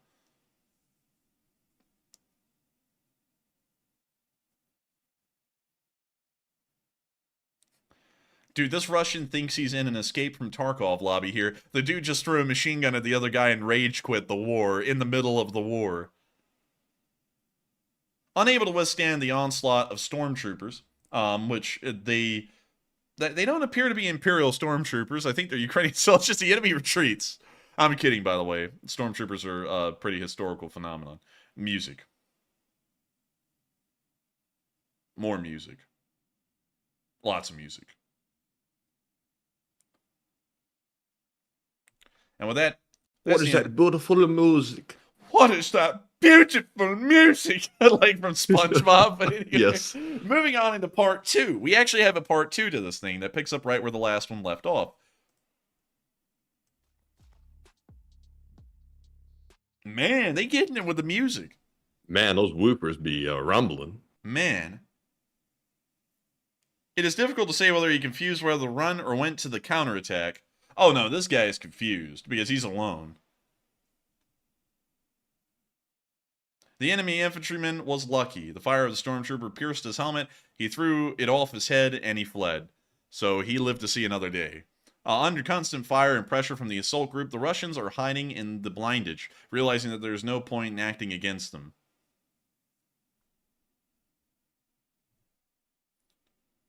The assault group continues to move forward. Should I start reading this in the David Attenborough voice? Because it kind of seems like it. He fires the sight and again uses the grenade. The Russians start to run out of the blindage one by one. The first was somewhat lucky. In the first part, this is their commander.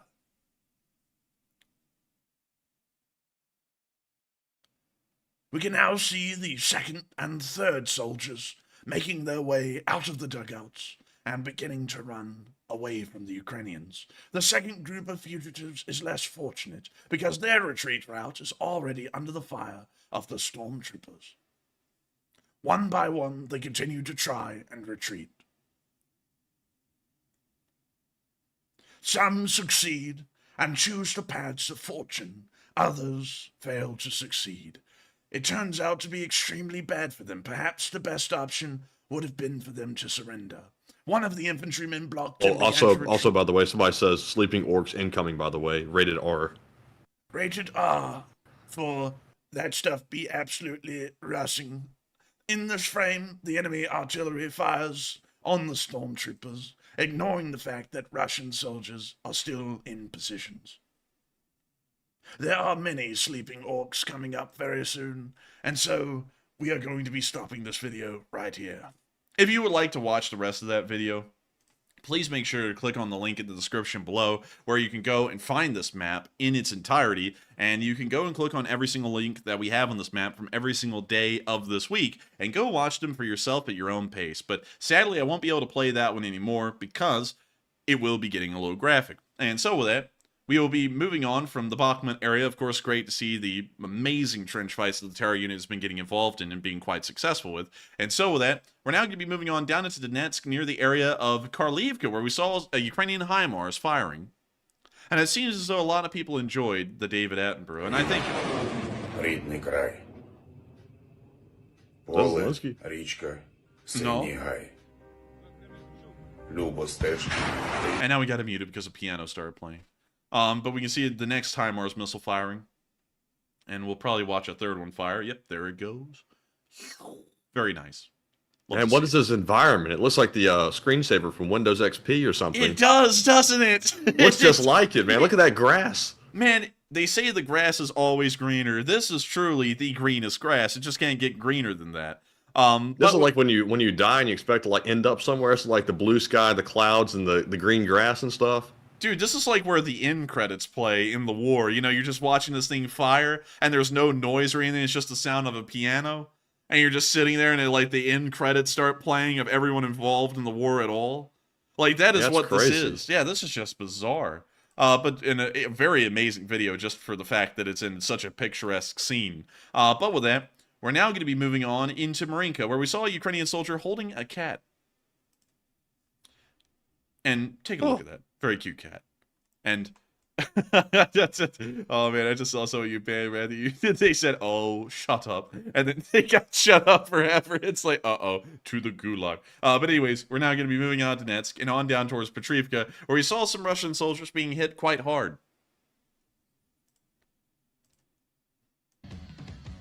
Oh man, and there goes the position. It was apparently an 82mm mortar. And we can see the Russians running around down there on the street. Ooh, oh, right beside him. One of them fell out. Having a nap. Man, they had to get a replay on that one. It's like the ESPN Play of the Year. But we can see right there, oh, that outpost is gone with the mortar. And with that, that's the end of that clip, but nice to see that the 53rd Specialized Brigade was able to take out a couple of Russian positions. Moving on to Staromayorsk, we also saw Russian positions being hit quite hard here as well. Sadly, we won't be able to play that. There is the Russian. Easy targets. We're about to see it get blown away. And there we go. Would you just look at that? Would you just appreciate it? And there goes the crew. The crew's now skedaddling. And the SPG is skabooming.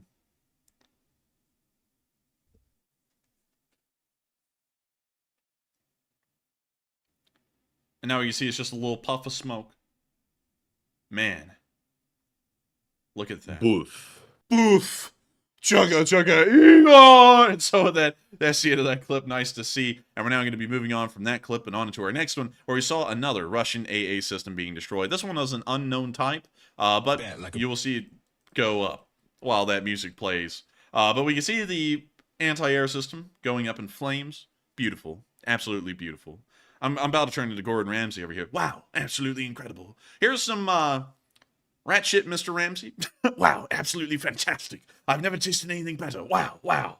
But anyways, when you see the AA system going up right there, very nice. Another $15 million system up in flames. We're now going to be moving on from that clip and on into our next one a little bit further down the southern front near Wheelapole, where we also saw some Danish SPGs in action. And you know something, Matthew, that's so interesting is that I didn't know that the Danish had weapons. I always thought the Danish were that thing that you buy in the stores that has like cream cheese in it or strawberry. I didn't know that they actually had like weapons and everything. But they have weaponry and also have Lego. Really? Those little bread things in the stores, they made Lego? They have Lego. Play well. I'm calling cap on that. But we can see the SPG right here. That's it. Matthew's like, oh, I don't know where to go with that anymore.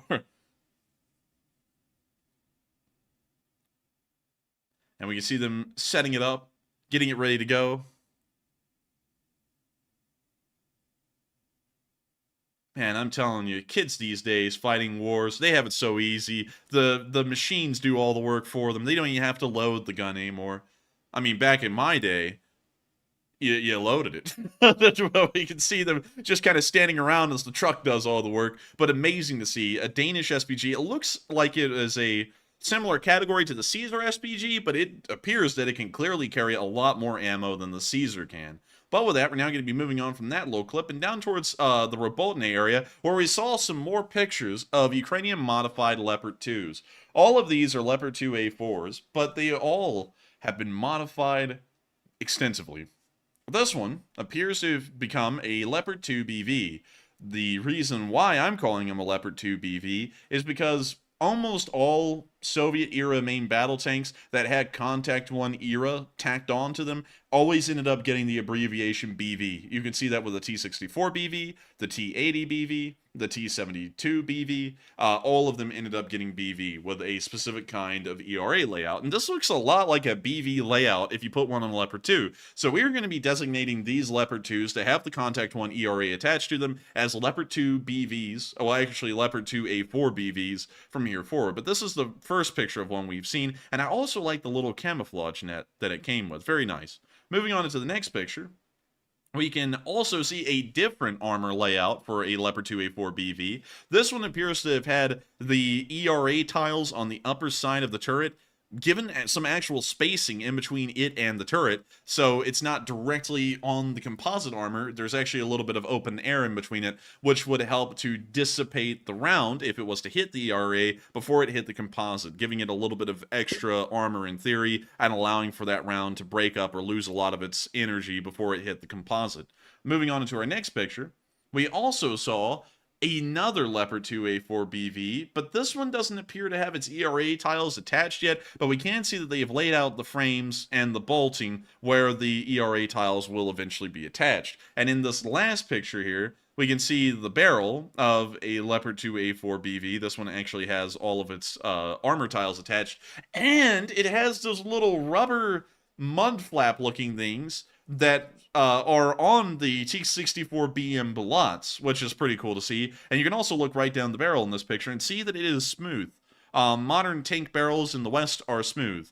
The only exception to that is the Challenger 2, which still uses a rifled barrel, because British doctrine has a heavy use of HESH, which is a high explosive squash head. That round's really neat, and I don't think I've ever explained how that round works. HESH round.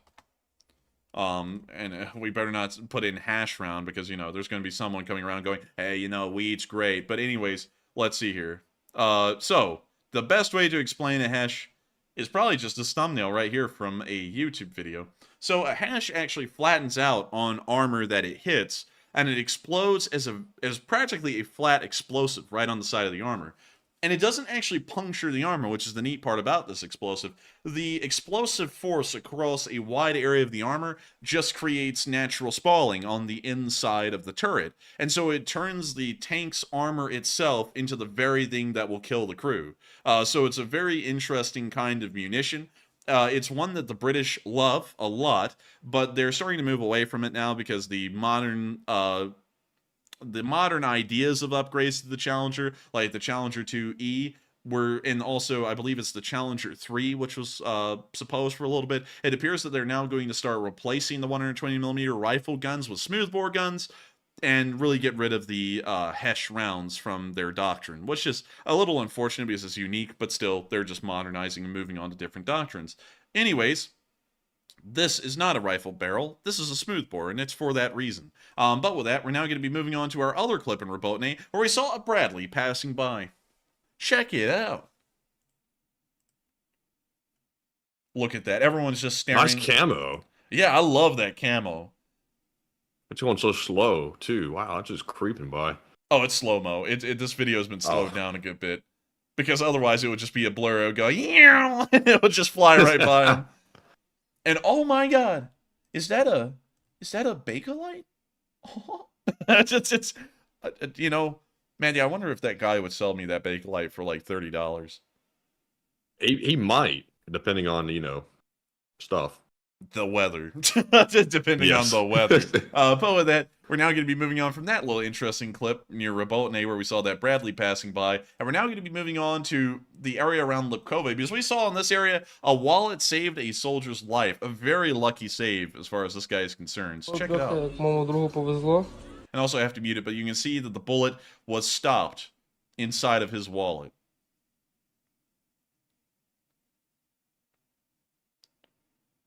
And I think he's pulling out the bullet right there, actually.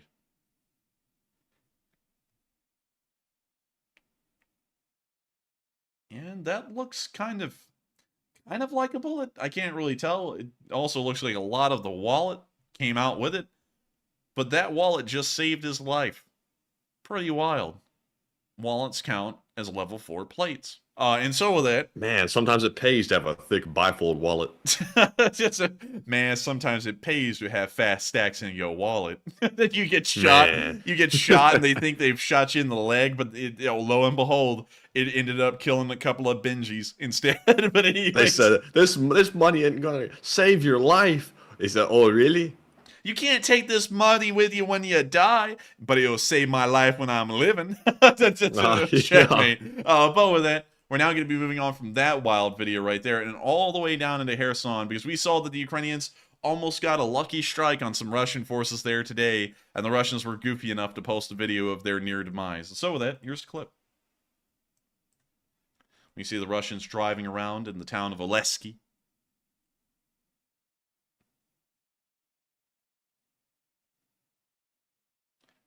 You see him turning around in the square.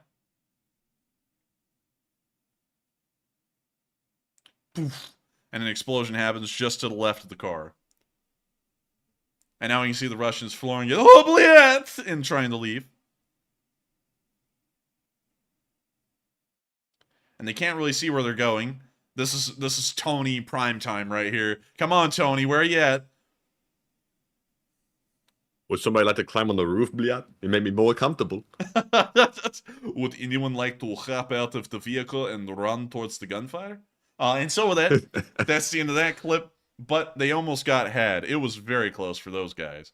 Very unfortunate the Ukrainians weren't able to get them. And so with that, we're now going to be moving on to Kyiv to cover the speech from President Volodymyr Zelensky on the 507th day of the war. Speech! Did someone just say Bakelite on your P-38? Oh. Dear Ukrainians, Wait a minute. Whoa, second track. Hit the second track. Let's hit that second track now. Oh my god. I thank you so much for sharing that with us. You have saved the speeches. And so, here's the speech.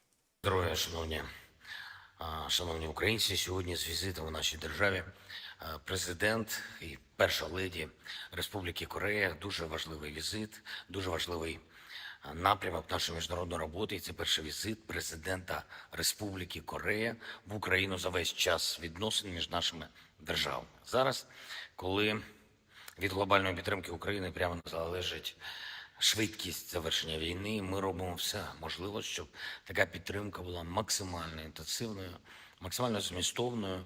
Вже за 15 днів липня були переговори, були зустрічі, заходи з лідерами Сполучених Штатів, Великої Британії, Франції, Німеччини, Нідерландів, Туреччини, Чехії, Польщі, також Словаччини, Болгарії, Литви, Швеції, Португалії, Іспанії та Канади, Австралії та Нової Зеландії, Південно-Африканської Республіки, Гвінеї-Бісау, генсек НАТО Столтенберг, президент Європейської Ради Мішель, президентка Єврокомісії фон дер Ляєн, Вселенський патріарх Варфоломій, звернення до студентської спільноти Аргентини, спілкування із найбільшими і найбільш перспективними американськими інвесторами та керівниками компаній.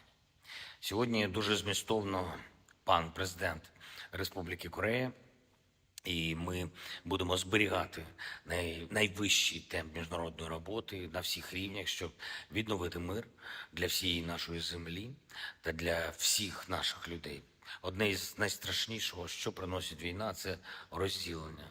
Ми не можемо залишити жодної нашої людини, жодного міста, села в російській неволі. Всюди, де триває російська окупація, панують насильство, приниження людей. Я вдячний усім нашим партнерам, кожному лідеру, кожному політику, громадському діячу, кожній країні, які дійсно підтримують нас у тому, що тільки повне звільнення всієї нашої української території дозволить повернути повну силу міжнародному порядку, заснованому на правилах. І, звичайно, моя вдячність усім нашим воїнам. Ці тижні на передовій були дуже важливі. Морпіхи 35-ї, 36-ї окремих бригад, артилеристи 55-ї окремої бригади Запорізька Січ, 47-ма окрема механізована бригада Магура, десантники 79-ки, 3-я окрема штурмова бригада, 5-та окрема штурмова бригада, 80-та окрема бригада ДШВ, 57-ма окрема мотопіхотна бригада. Я дякую усім вам. Ви просто всі молодці. Всі, хто хоробро, стійко, сильно б'ється заради України. Україна обов'язково переможе. Слава вам, воїни, слава усім, хто воює, працює заради України. Слава Україні! And Hiram Slava. What? The speech is over. What the hell? I felt like it wasn't going to end right there. That took me off guard. But with that, Slava Ukraini. And that is the beginning of something new, something grand. Many of y'all are probably used to this segue. But anyways, we are about to be moving on to what y'all been saying about some of the top questions that we've seen in the live chat tonight. And so with that, what do we got, Matthew? All right, so moving into our polls, and our first one says, Zelensky says Russia is quote-unquote throwing everything they can at their offensive, and is this Russia's last stand? 62% said yes, Russia must hold off Ukraine or lose. 16% said I think so, but I need more info. 13% said no, Russia has more defensive abilities, and 9% said unsure. And from the looks of it, it looks like Russia knows this is their last stand. If they cannot hold their defensive lines from Ukraine's counteroffensive, then they are totally screwed, and they're probably going to get pushed out of Ukraine.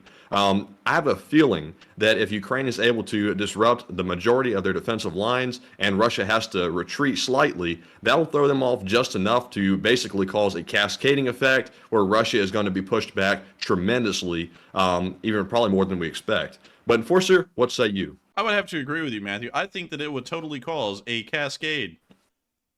That's Crest. Nope, that's Cascade. That's Cascade. Chewing gum. Chewing what? Man, that's deadly. Sticks?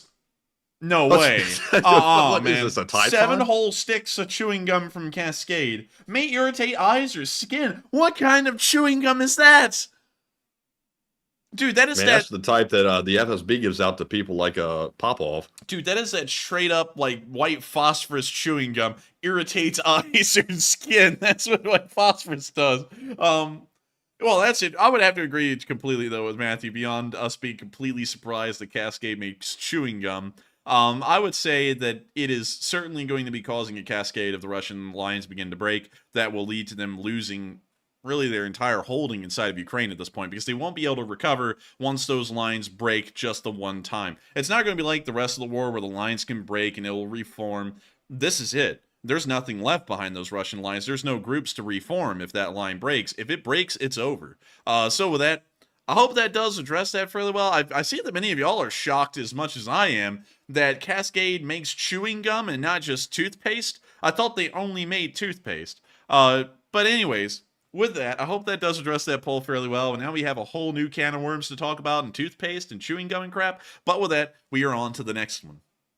All right, and our second poll says UK intel suggests that Russian officers are very dissatisfied with Shoigu, and is it necessary that Putin remove him? 40% said yes, Putin must remove him quick. 35% said no, Putin will be fine with him. 15% said unsure, and 9% said it's risky but not necessary. And at this point, I'm going to say actually unsure on this one. I'm not really sure if leaving Shoigu in his post is going to help things or make things worse for Putin. It seems like if he was to get rid of him, there's really nobody to actually replace Shoigu. And even though Shoigu is very incompetent, he is more familiar with the situation than anyone else at this point, even though it's really pitiful what he's doing. So I'm really unsure. I'm at a loss. But Enforcer, what say you?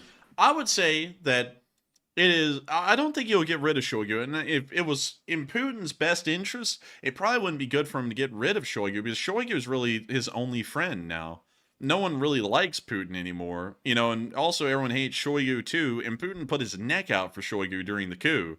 And so Shoigu is really all he has left as far as a loyal person. So if he gets rid of him, he's got nothing left in the government to even insulate him a little bit from all of the hungry hounds that are going to chew him alive once he gets rid of all of his friends. So I have a feeling that it may not be in his interests to be able to remove Shoigu. So I think he'll probably stay. So with that, I hope that does address that fairly well in my opinion. And also, a lot of y'all are saying something that I think I just said wrong. Cascade toothpaste. Let me check this real quick. That's Crest toothpaste. 1 second. Hang on. Wait a minute. Have to see. Hold up. Wait. Okay, so Are you trying to find out if Cascade was real? No, I'm trying to, because a lot of people are saying that Cascade only makes dishwasher detergent. I'm trying to see. I think so. Cascade detergent. Images. Y'all are absolutely right. I don't know why I thought they made toothpaste. They are the detergent company. We use Cascade pods in this household. I don't even know how in the world I forgot about that. But anyways, with that, hope that does address that fairly well. Sorry, everyone. Cascade does not make does not make toothpaste. It makes dishwasher detergent. Whoa, what happened, Jack? I bet you can't do a push-up, fatty. You smell like you didn't wash your clothes, Cascade. But anyways, but we're on to the next one. All right, and our third poll says, many Wagner units are now confirmed in Belarus training soldiers, and will this keep them occupied? It looks like 32% said no, Wagner will regroup and rebel. 31% said yes, Wagner will stay occupied now. 24% said maybe but unlikely in my opinion, and 13% said unsure.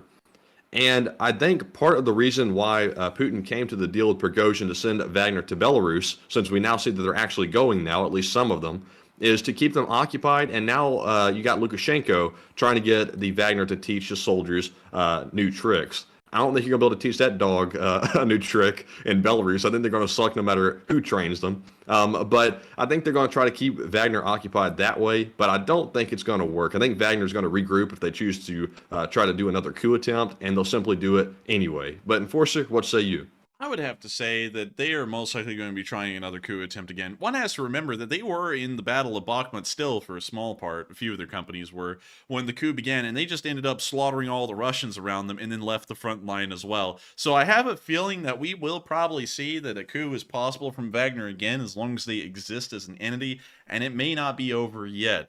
And so with that, I hope that does address that fairly well. And with that, we are on to the next one. And also, I saw Kangaroo99 say, your brother doesn't do the shopping. Yeah, you did kind of expose yourself doing that a little bit. You know, I kind of did expose myself. I don't really shop the detergent side of things much. But if y'all are wondering what toothpastes I use, because I see many people asking about that, I use Crest and I also use Sensodyne. I used to use Sensodyne a whole load because, interestingly enough, for a few years, for some reason, I don't know what it was, but my teeth could not handle anything cold at all. You can ask Matthew. I had to end up drinking lukewarm water, and that was the coldest water could get for me because otherwise I would hurt myself badly because my teeth were so sensitive to anything cold. So I would use Sensodyne, and for some reason that problem went away. So now I use Crest. But I was sitting there and I was like, Cascade. I was like, I don't think I've ever heard of that to be actually being a toothpaste. And then y'all started saying it wasn't a toothpaste. I was like, it's not a toothpaste. It is a detergent. But anyways, with that, we are on to the next one. All right, and we have one last poll to address, and the question on this one is, today, the FSB allegedly arrested several Ukrainian agents that plan to kill RT reporters, and what are your thoughts? Excuse me. 57% said it's standard Russian propaganda. 23% said it's possible Ukraine might do it. 11% said unsure, and 10% said not possible. Ukraine doesn't do that. And this sounds to me like standard Russian propaganda. Ukraine is, of course, the boogeyman for Russia, and anything that, bad that might happen inside the country is obviously going to be blamed on Ukraine. So it could have been anyone if it's actually true that they were actually unfoiling a plot to kill these RT reporters. It could have been partisans. It could have been anyone. But Enforcer, what say you? I would agree with that completely, 100%. I don't really think there's even anything for me to add there, unless if I was to repeat everything you just said. And so with that, we're going to be moving on to the next one here. But Matthew, I think there was something that you and me have both learned that is true. Underscore just said, charcoal toothpaste is a scam. Yeah, somewhat. Yeah. I think it actually whitens your teeth over time, but it takes a long time for it to actually work. So it doesn't really work that well. Yeah, also another thing that sounds great on paper, but then doesn't really work much when you get it is, you're not a dish, you're a man. That soap, that soap was mid, man. That wasn't even good soap. Like, I got it, and it's like, this crap smells like a burned house. Like, that's the best way to explain it. And then you come out of the shower smelling like a burned house. Like, it does, we tried different kinds. It just never ended up smelling good. I think that's why those ads may have disappeared as well, because a lot of people figured out, I'm not a burned house. I need soap, like real soap. But anyways, with Man, that, I don't know how much they spent on advertising, but I heard that they had profited millions off of that, but I'd have a feeling that they probably balanced most of it out with all the advertising they had to pay for. it's kind of like some law firms here in Alabama, like with the billboard situation. Y'all know who I'm talking about if you're from Alabama, or really in the entire Southeast at this point, because they expanded like some kind of a disease, but we all know who he is. Anyways, it's kind of like that. It's like, are they really even making any money, or are they just breaking even after advertising? But with that, we are on to the next one. All right, and we are all out of polls. That was our fourth and last one for now. So we're moving back to our Super Chat questions. And up first, we have another extremely generous Super Chat from BC Skyman, the channel legend. He puts in a $100 donation, and thank you very much, BC, as always, for that very generous support. Legend. He says, spam and peanut butter money. Hey. He says, great job, guys, as always, and slava Ukraine. And I got to thank you so much for the mass amount of support, BC Skyman, and helping this channel to keep on running. And thank you for the spam and peanut butter money. Now, I think Matthew and me can both team up on peanut butter. Peanut butter is great. Yes. Yes. But thank you so much once again for enjoying what we've been doing tonight, BC Skyman. And thank you for supporting this channel massively. Because folks like you, BC Skyman, have been around forever. I think you are one of the oldest names that has been around on this channel, and I gotta thank you so much, BC Skyman, for sticking with the war through and through, and sticking with us through and through especially, and supporting this channel and helping us to be able to do this.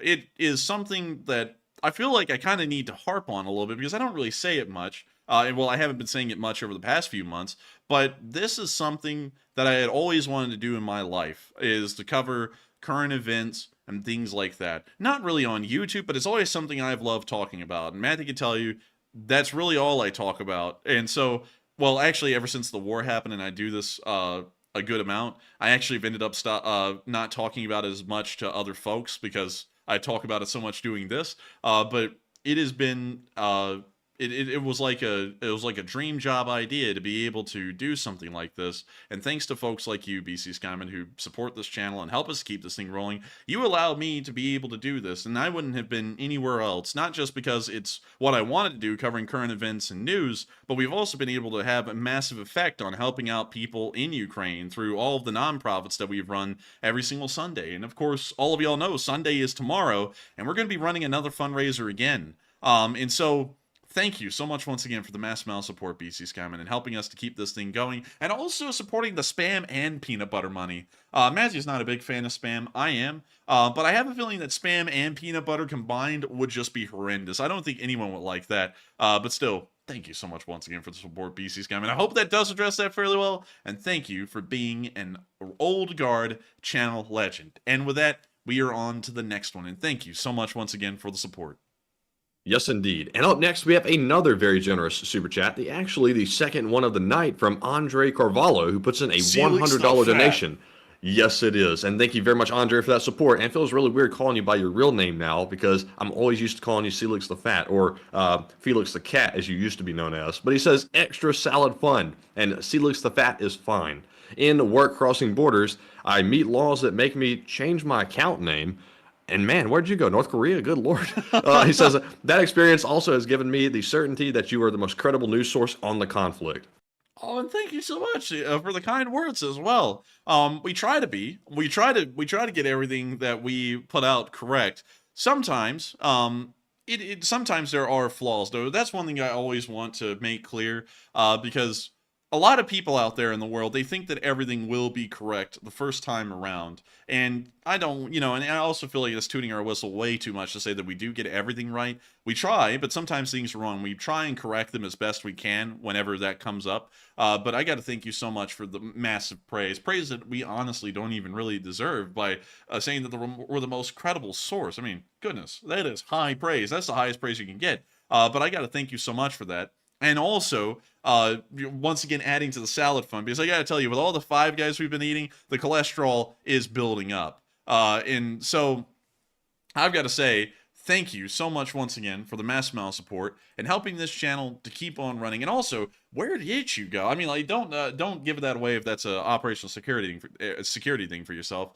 But man, that's crazy that you actually had to change your name from Celix the Fat to your actual name to comply with the law. I don't know of any country that's like that off the top of my head, but I would love to know which one is like that. But still, thank you so much once again for the kind words and the massive support, because you help us to be able to do this night after night, day after day, hour after hour. And so with that, thank you so much once again for the support. I hope that does address that fairly well. And with that, we are going to be moving on to the next one. But really quickly, because this is something... This is one we have to cover, Matthew, because the insanity of this one is... Is it the one that I took away? Yes, it is. It is. Make sure you read my response to it. It is truly insane. I mean, like, these are the kind of people we get as haters, y'all. I have to read this one to y'all, because this is the kind of people they are. Baldador Gamer is the person who just got banned. And apparently, and if I'm taking this correctly, Matthew, this is in response to our joke about the Danish giving SPGs to Ukraine, where we said, I didn't know that the pastry had weapons. Yes, and it's also a person from a fellow haters channel. Oh, I see, because of the beginning. And we'll also, by the way, if y'all have any children watching, I'm going to give y'all about 10-20 seconds to either mute this for them, and we'll get through the message in literally just 30 seconds or so after we started. But just want to make sure to give y'all a little bit of heads up here, because it has a specific word in it that the kids may not need to hear. So hopefully now that has been taken care of, and we're going to give a few extra seconds for that right here. And now we're going to read it. So this person said, Mr. Dickhead, the Danish, has weapons that was a pure insult you meant there by the SPGs. You should join the army and grow a brain. Regard from the Danish SSR unit says, F you. And that's just stupid. Those are the so I said, take that weapon and shove it. Oh, yeah. That's it, yeah. But those are the kind of haters we get.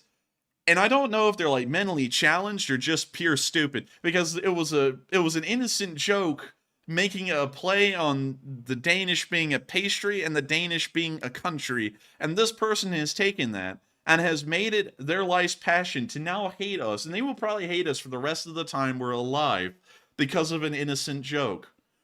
Now, and when you put that into perspective, this person is going to go somewhere. It's one of two places, because we have one insane person who acts like they're an inventor and they live in the middle of the set of There Will Be Blood in the middle of a shanty shack. And then there's another guy who is somewhere else and loves to talk about us, although we've tried to drop him multiple times. And then he'll attack us. And then when we say anything in response, he wants to play victim. This guy is going to go over there now, and he's going to say, I hate the enforcer because of that thing, that one thing, the Danish joke.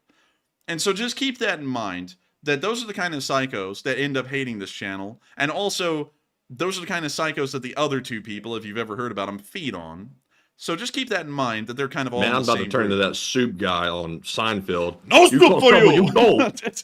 No soup for you! Oh, well, so it's, who cares? Well, I care. And I feel that guy's been causing trouble. I've been giving him a few chances, but now he had to go. I've seen that tonight too. And I just want to read that off every once in a while, y'all, the insanity of the stuff, because I know some of y'all are like, where in the hell are these people giving hate? It's stupid stuff like that. There's some guy out there called Barry Mundy who hates us now too, like, just to name off like another example over something stupid. He hates us because we were listing off countries that had supported Ukraine, and we forgot Australia, and we only named off like 6 countries, and he hates us now because we didn't mention Australia. You know, it's like that kind of lame stuff. It's like, oh, you know, it's like, yeah, I'm not going to name 60 countries every time I give thanks. So, you know, it's stupid crap like that. And then they go around and act like we're just the worst people on earth for it. And, you know, oh, they're going to expose us over stuff that is completely transparent and isn't even worth exposing over. But anyways, someone just said he sniffed too much glue. And that was actually a legend for you. Yeah, he's probably sniffing that high-end Elmer's glue, that kind that's like $4 a bottle at this point. But yes, Seinfeld Belly, if I'm saying that correct. People are crazy. Like, that's one thing I've learned running this channel, is that I had a very, very optimistic mindset about people, is that there's logic and ration with every person. I have learned now that there is a small percentage of people who are just downright insane and aren't rational people or logical people whatsoever, and they are absolutely insane and honestly laughable. But anyways, you know what really gets me though is how some of these people are legitimately crazy. Like, there's one guy that harasses us that he's actually crazy, I'm convinced, and somehow he has built a following, I'm not sure how, of 49,000 people that listen to this guy, and they have no clue the guy's crazy, and you can hear him talk and know he is legitimately, like, belongs in a nut house. And some people will listen to him, like, at 300 people nightly listen to him religiously, and I have no clue how anybody listens to that guy, because he's literally a guy that lives in a shack in Texas on the side of the street, and he has like a light bar like a police officer on his truck, and he's actually crazy. So, you know, and the guy, I guess there's some crazy folks wandering around YouTube. Well, more importantly, one thing that the guy, this one particular guy that Matthew's talking about, is super proud of, is that he got put in prison, I think for like 3 years or something like that, for beating his wife, if I'm correct. I don't know. I mean, I don't know about the sentence or anything like that, but the guy said himself that he's supposedly a domestic abuser. He admitted that on video himself. And proud of it. That's what he said. Yeah, and proud of it. And then people act like that's someone that is like an upstanding citizen we should care about. Well, you know, that guy was talking about us today, actually. And then there's another guy who, like, you know, just recently, we've dropped it for a minute. We tried to reach out to him and give him an olive branch, and he decided to spit in my brother's face twice when he tried to do that for him. And then he decided to just start talking crap about us again 2.5 days ago, or 3 days ago at this point, completely unsolicited on his stream. So then people told Matthew about that, so he went over there and left a comment on his video.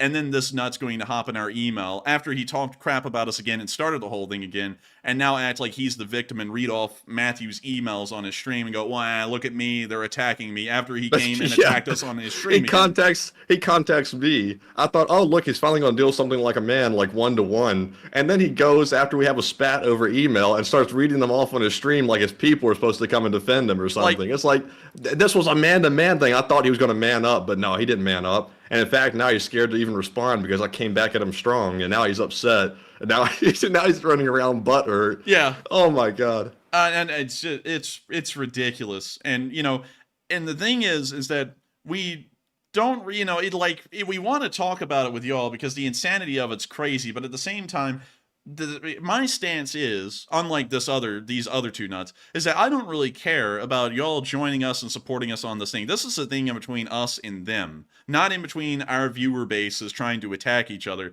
This is in between us and them. And I feel like that's the way mature people deal with stuff, instead of every single time we have reached out to them and tried to resolve, well, not them, just this one channel, the MM channel, if y'all know who I'm talking about. We reach out to them and we try and extend an olive branch, or they sit there and actually defame us and slander us, and then they want to sit there and go and lie to everyone about what the actual deal is about.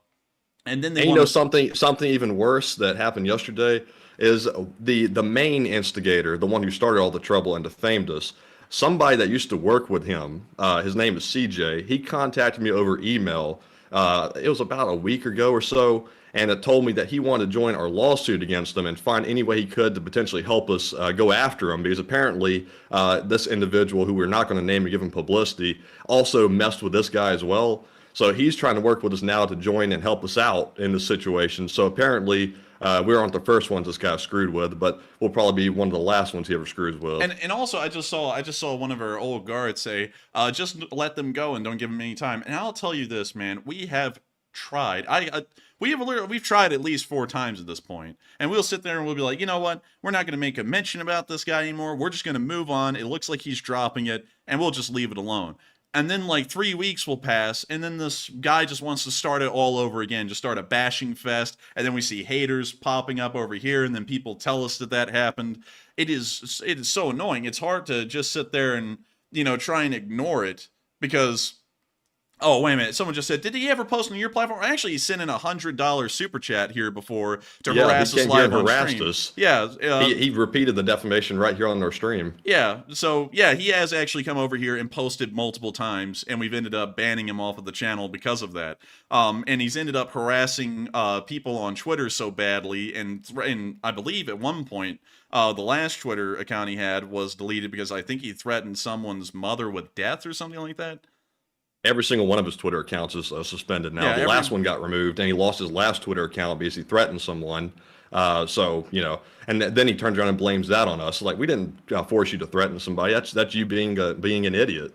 Yeah, it's insane. But anyways, back to the questions. Yeah, this is the question segment. I don't know why in the world we went down that route. Well, I mean, I know why we went down that route because it was the crazy nut that we banned. But anyways, with that, I hope that addresses that whole thing fairly well and gives you an idea of what haters look like. There was one right there. But with that, thank you so much once again, Celix the Fat, for the massive amount of support. I hope I addressed that fairly well. And thank you so much as well to you, BC Skyman, for the support.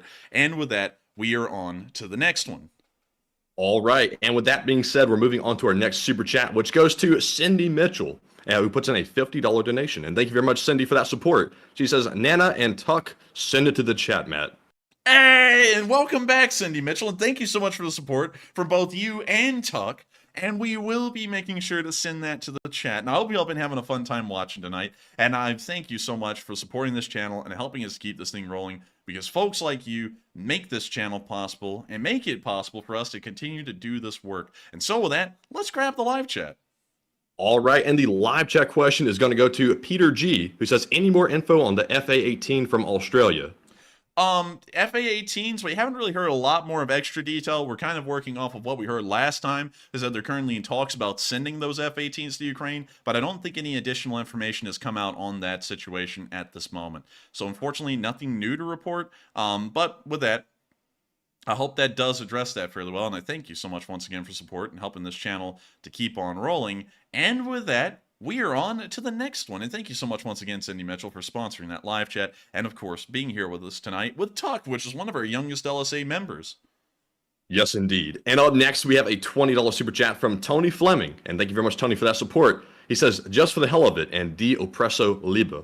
Hey, and di oppresso libre. Hopefully I'm saying that di oppresso libre. Di oppresso libre. Yeah, I said that wrong, but still, thank you so much once again for the support and helping this channel keep on rolling, because folks like you make it possible, and I thank you so much for just supporting us for the hell of it, because through your support for the hell of it, you are able to help this channel that has a purpose to keep on rolling. And so thank you so much once again for the support. I hope that does address that fairly well. And with that, we are on to the next one. And thank you so much once again for the support. All right, and our next one goes to Mark, Incompetent Drone Operator, who puts in a $20 donation. And thank you very much, Mark, for that support. He says, Gerasimov Park, Shaigu. Is that like silly putty? Shaigu. Shaigu. Dude, when your little kid on the floor doesn't get his Play-Doh, Shaigu! At the none in the Play-Doh. But anyways, thank you so much for the support, Mark, and helping the channel keep on running. Maybe it's like Play-Doh, or maybe it really is, because that sounds kind of like it a little bit. And so with that, thank you so much once again for the support, and I hope that does address that fairly well. And with that, we are on to the next one. All right, and up next, we have a $20 super chat from Judy McDonough. And thank you very much for that support, Judy. And they said, hi, Enforcers, thanks to you, I no longer watch mainstream news.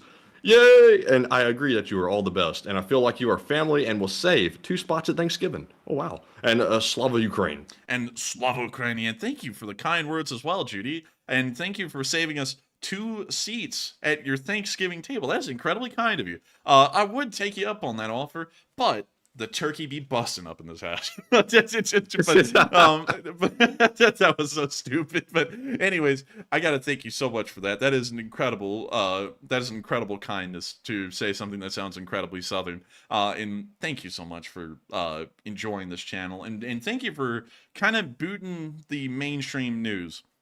And that's something. Also, that's something that I've seen a few haters talk about. Is that I say mainstream news like, oh, it's code. No, it's not. Because the one thing that's silly to me is that there is one channel. I'm not even going to hide who they are. Fox News loves to call other channels mainstream news, but going off of ratings and viewerships, they are the mainstream news. They are the biggest news platform. Well, channel that calls themselves a news platform out there, because they technically label themselves as entertainment, but their name is Fox News. But anyways, they are everyone's the mainstream. Fox, CNN, MSNBC, ABC, whatever their affiliation is, if they're on TV and they're on cable and they get millions of viewers a day, they are the mainstream, either side. And I'm happy to hear that you kind of gave them the boot, because I feel like the more people that give them the boot, it's going to be closer to improving the thing. I don't want to see cable news die, because cable news at a point was great. Y'all remember the days it was great. It was news. It was real news. And if more viewers start to leave their platforms and they start to lose revenue, they will eventually have to change the way they cover news. And all of these news channels will have to go back to the way news used to be in what I would consider the glory days, which was like the 70s through the 90s. That was when news was really news. There was no spin to it, no taint or anything like that. It was just the raw facts. It presented both sides, if there were any sides, and it told you to decide what you think. It just gave you the info. And eventually it will change into that again. It will just take time, but it is good to hear that you dropped it, because I honestly don't watch any mainstream news platforms, because they are just nothing but raw drivel, best way to say it in my opinion. And I know that all of y'all have y'all's hosts that y'all dislike and everything like that. I'm not going to go into individual hosts, because the thing is that these hosts are fairly nice people, I'm sure, if you meet them off air. They're probably pretty relatable people, pretty nice and all. But the problem is that they get told by the heads of these companies to say things on air, and then they say these things because that's what they get paid to do. And it's... Actually, one of them didn't. When Tucker got fired from Fox, he went off on his own, and now he's repeating the same garbage off on his own. Man, I wonder if he's being affected by the writers' strike. Yeah, probably so, because he doesn't come up with his own thoughts. He has somebody write it for him. Yeah, he actually has people write that stuff for him. And I was thinking, everyone else is being affected by the writer's strike. And I gotta be honest with y'all. With how bad the jokes are on talk shows, I can't believe that people actually wrote those jokes. I'm like, those are some pretty lame jokes. I feel like it would just be better to go in with no jokes and wing it, rather than have the jokes that are on talk shows now. And somehow they actually had writers writing that stuff. I was like, I can't believe that. But anyways, I thank you so much once again for support, and I thank you for putting this channel at such a high regard that you would abandon the mainstream news for it. And thank you so much once again for the support and all the kind words as well, because it means a lot to us. And so with that, we are on to the next one.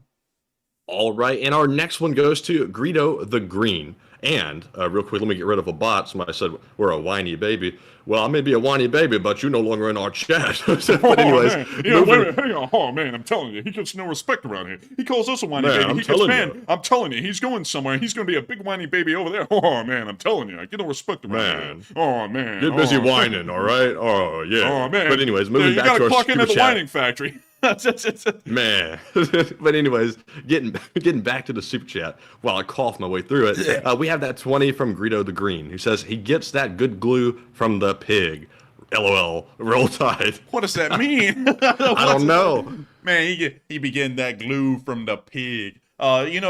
Usually the joke is that whenever a horse loses a race, they get sent to the glue factory. That's like the usual joke about glue. I don't know how the pig's coming in with the glue, but still, thank you so much once again for support. We will have to look into pig glue research, and thank you so much once again for helping this channel to keep on rolling. And so with that, thank you so much for the support. I hope that does address that fairly well. And with that, we are on to the next one. And the next one goes to Mr. E-Man, who puts in a $17 donation, and thank you very much, Mr. E-Man, for that support. Hey! He said, as an alternative rabbit hole to the rugby, could the Enforcer take a look at the Battle of Long Tan, Anzac, brothers together, standing strong in defiance of overwhelming odds. Yes, I can. I can look at that. And I believe it is pronounced, and I'm going to have to check this. I think it is just pronounced Long Tan, but I've got to make sure. Let's see here. Took place in a rubber plantation near Long Tan in South Vietnam during the Vietnam War. This was in 1966. So this was about a year after the Battle of Ai Drang, and that's how I pronounce it. I know there's other ways to pronounce it. I don't really know how to pronounce it. Let's see. Australian Signals Intelligence. Let's see. And what was the strengths here that we had? The strength of the Anzac forces was 108 men, and they got artillery support from the U.S. The casualties by the end of the battle would be that 18 of those Anzac forces were killed. Another 24 of them would be wounded. And also, it appears that the losses of the... Let's see here. Damn. Okay, so apparently the North Vietnamese, both the Viet Cong and North Vietnam, ended up losing 245 soldiers, with another 350 wounded and 3 of them captured. And that is one hell of a battle right there. And where the hell is this? So let's see. It's down near, and hopefully these town names are the same. Dot Do. And so let's go over there and find that village, because I'm sure it's down here in this area. It looks kind of like it. Let me check that map again. Yeah, that would be it. So, in the modern day, this battle... Let me make sure that that we're looking at the right battle map here. So it occurred near the... Unfortunately, I'm not even going to try and pronounce that. I'm going to get that wrong. But it occurred somewhere in here. And that is pretty wild. That is just south of Saigon. Like, that wasn't that far, really. And that was a huge battle. That was about the same size as Ai Drang was up near Pleiku. And that is nuts. And also, one thing that is really cool about the Australian forces at the time is that they were still using a mix of World War II weapons as well as Cold War era weapons like the L1A1 rifle. And they were still using this really weird gun called the ONSMG. And this thing is just wild. And the story behind it is even wilder. This was actually made by an Australian farmer's boy before he was sent off to war in the Second World War. And he left this thing in a trash bin. And for some reason, the Australian Weapons Acquisition Department was traveling through the area, and they found this prototype gun, and they sent it off to have it further developed, and this is what came out of the development process. And interestingly enough, it was a very effective machine gun. It was known to not really jam too much, and it was a very rugged and reliable gun, but it's very popularly known for its weird shape and also for the magazine feeding from the top of the gun instead of the bottom or the side, like most SMGs at the time did. So it was a really cool gun, and also the Australians are a very undersung part of the Vietnam War because they were there in a pretty decent force and a pretty decent size for a good part of the early years of the U.S. getting involved in Vietnam in large form after 1965. And so with that, thank you so much for the support and letting me talk about this battle for a little bit, because it's an interesting one that isn't really talked about too much. I knew about the name of the battle and knew that the Australians were involved, but beyond that, I don't really know much about this battle, to be quite honest with you, and it's interesting enough, I'll probably read up on it. But here's also a picture, well, a painting more so, of the Battle of Long Tan, seeing the Anzac forces laying pretty much in the mud-filled fields as it continues to rain on them in the middle of the battle. But with that, I hope that does address that fairly well, and thank you so much once again for the support and coming up with something really cool for us to talk about. And with that, we are on to the next one. And up next, we have a massive donation from Rob Eisman, channel legend, who puts in a $100 donation, and thank you very much, Rob, for that support. He says, for the sub fund, Admiral Rickover demanded the design of nuclear submarine in such a way that should a catastrophic failure of the nuclear reactor cause a meltdown out the bottom of the submarine, the sub should still continue to function in its capacity until repairs. Really? That is crazy. Man, imagine sitting there and saying, engineer, report, we've lost a core. All right, keep going. It's like, what? It's like, that would be crazy.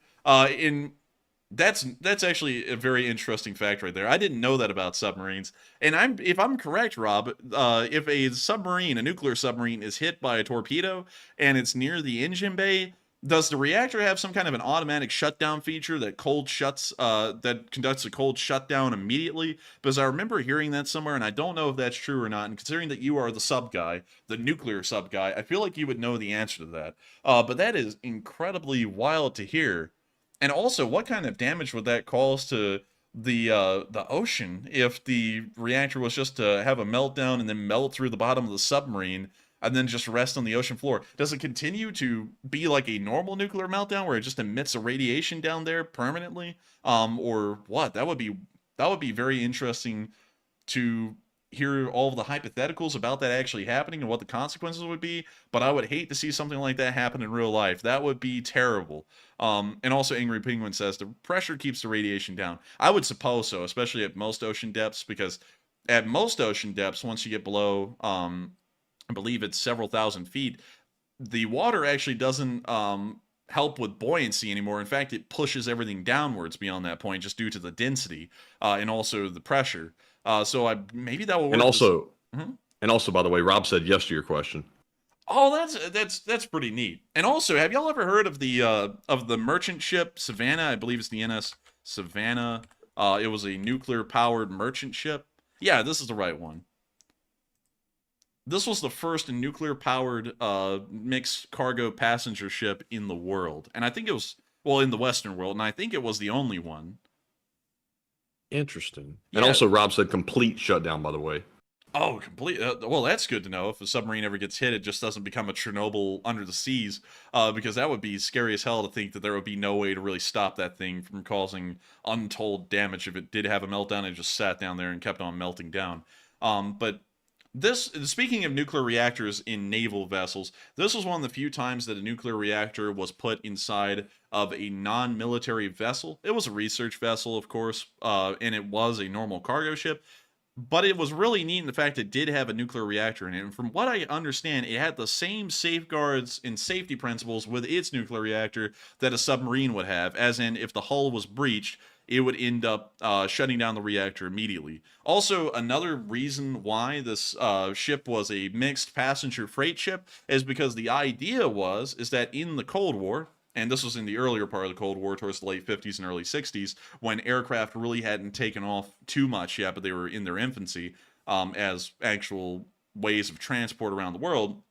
The idea was that this thing could be converted into a troop transport ship or an auxiliary vessel for the Navy, and it could transport large amounts of troops or large amounts of equipment for the Navy to and fro, and the nuclear reactor would allow it to operate indefinitely without having any turnover times for refueling or anything similar. It would just be turnover times for loading freight, unloading freight, and that was it. So a very interesting ship, once again kind of operating like a nuclear submarine, but that would be about the extent of nuclear knowledge I have. You sound, Rob, like you know everything about how nuclear reactors and submarines work, and I gotta say, that is incredibly cool. And I also thank you for the support in sharing that with us, because that is a very cool fact. And I hope I was able to add a little bit to it, because I don't know a lot about submarine nuclear reactors, and the best I can do is go to the NS Savannah and talk about it a little bit. But with that, we are on to the next one. And thank you so much once again for the mass amount of support.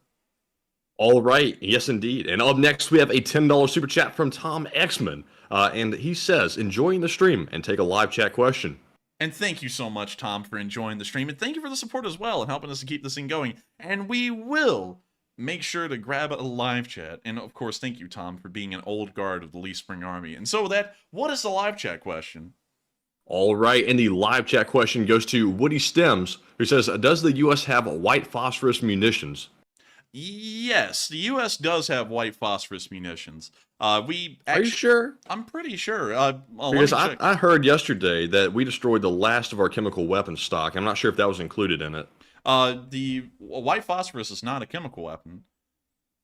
Oh, are you sure? And in April 2004, during the first Battle of Fallujah, Darren Mortensen of California's North County Times reported that the U.S. forces had used white phosphorus as an incendiary weapon while never knowing what the targets were or what damage the resulting explosions caused. But we were using white phosphorus in 2004, and let's see, this is according to the Federation of American Scientists.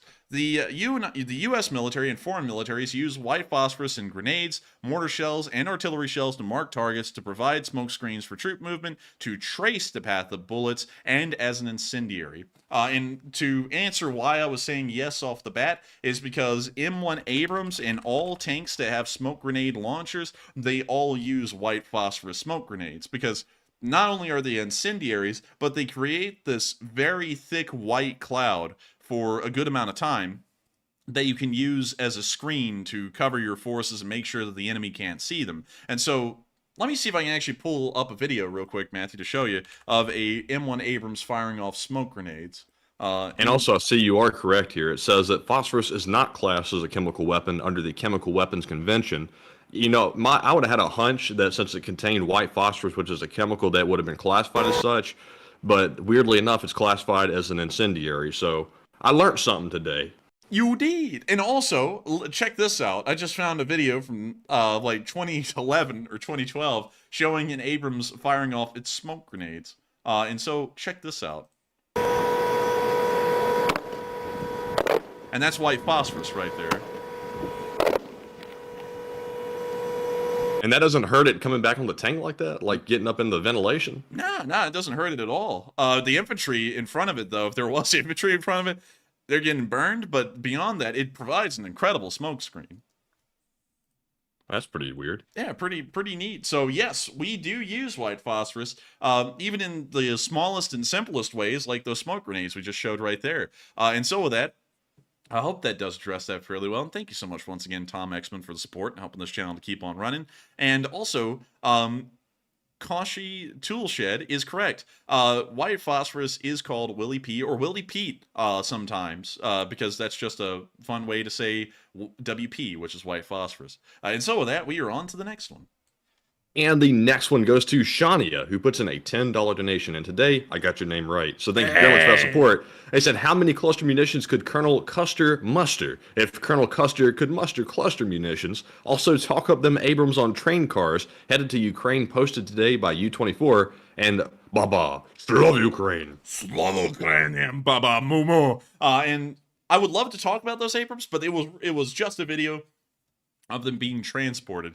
And we've ended up cutting out a lot of those videos because they end up being filler. Like, for example, when we see Italian M109s being transported to Ukraine, or Polish equipment like the Twardies, we've actually ended up cutting out a lot of those videos, although we see them, because we want to make room for more impressive videos, more interesting videos that show the frontline situation. We did see it, though, and it does appear that Abrams may finally be on the way for use in September, perhaps, or August. But we'll have to see. Usually once these tanks arrive, though, they aren't used immediately. It usually takes them another month or a month and a half once they enter Ukraine to reach the lines due to additional training and familiarization with the equipment. But hopefully we'll see those things hit the line soon. And I thank you so much for the support. And I hope that does address that fairly well. And with that, we are on to the next one. All right, and our next one goes to Scott Jensen, who puts in a $10 donation. And thank you very much, Scott, for that support. Excuse me. Slightly dying. But Scott said, with current levels of sustained equipment loss, how long before the Russian ground force is reduced to just foot soldiers with foot soldier weapons and scrounged up civilian vehicles and Slav Ukraine? And Slav Ukraine. And it's the sad thing is that that's never really going to happen in reality. They will always have some kind of tanks. But at the end of this war, I'm assuming they're probably going to look like the Assad Syrian army looks like at this point. It's going to be an archaic and antique collection of T-55s, T-62s, and a few T-72s, and maybe a T-80 here and there. That'll be it. And of course the T-14s will still be around. They'll be around forever, although they break down a lot, so they may as well not be. But they're probably going to look like that by the end of the war. They're going to be, at best, they'll be a border security force or a armed police force, and that'll be about the extent of what the Russian army will look like at the end of the war. They won't be down to like spades and ladas alone. They will always have small arms. AKs are pretty easy to make. I know because I have one, and when you look at them, you can tell they're pretty easy to make. I would assume that when they were made, they were probably around $50 to produce. Because it's not that hard. I mean, it goes through an assembly line where they just stamp metal sheets into form. The only thing I believe that is milled in an AK is the bolt, and that's it. Because you can't stamp together a bolt, you have to mill that. I believe, and so it's a pretty cheap gun. They'll always have AKs. They'll always have some kind of small arms. They'll also always have artillery, but it may be older artillery that isn't that good. So I would say that's probably what they'll look like by the end of the war, and those are the reasons why. And so with that, thank you so much once again for support. I hope that does address that fairly well. And with that, we are on to the next one. And really quickly, Matthew, I have to address that one. Jim, why don't you go tell the other guy that, since he wants to always attack us and then cry when we respond? Why not? Tell him to be a man, and tell him to stop talk to you about it and just grow up. But with that, also tell that other clown in Texas to play that Modern Marvels video from 20 years ago again, and let's watch that for the 50th time. And so with that, was that his only claim to fame is yes, the Modern Marvels video. Replay that again for us, Mr. Wieldbarger. I was actually on the news twice, believe it or not. I'm not going to say where, but I was on the news twice for 2 different things. But with that, we are on to the next one. Oh, but anyways, moving on to our next one, we have a $10 super chat from Mr. Diggs, who says that the mayor of Belgorod here and doing well and collecting a lot of dishwashers. We have a lot of Cascade, no ammo, and I gave it all to the troops that came through a few weeks ago. Slav Ukraine from Belgorod. Hey, that's pretty interesting to hear. And also, thank you, Slava Something, for once again sending in support and helping this channel to keep on running. And that's pretty interesting to hear. And so with that, thank you for the support, and thank you for sharing that info with us. And with that, we are on to the next one. All right, and our next one goes to Mace LSA, who puts in a $10 donation. And thank you very much, Mace, for that support, and also being around for a very long time. And he says, take one from the live chat, and Slav Ukraine. And thank you so much for the support. And we will make sure to take one from the live chat. And thank you for always throwing in that consistent support, because it helps this channel to keep on running. And so with that, thank you so much once again. I hope that does address that fairly well. And with that, we are on to the next one.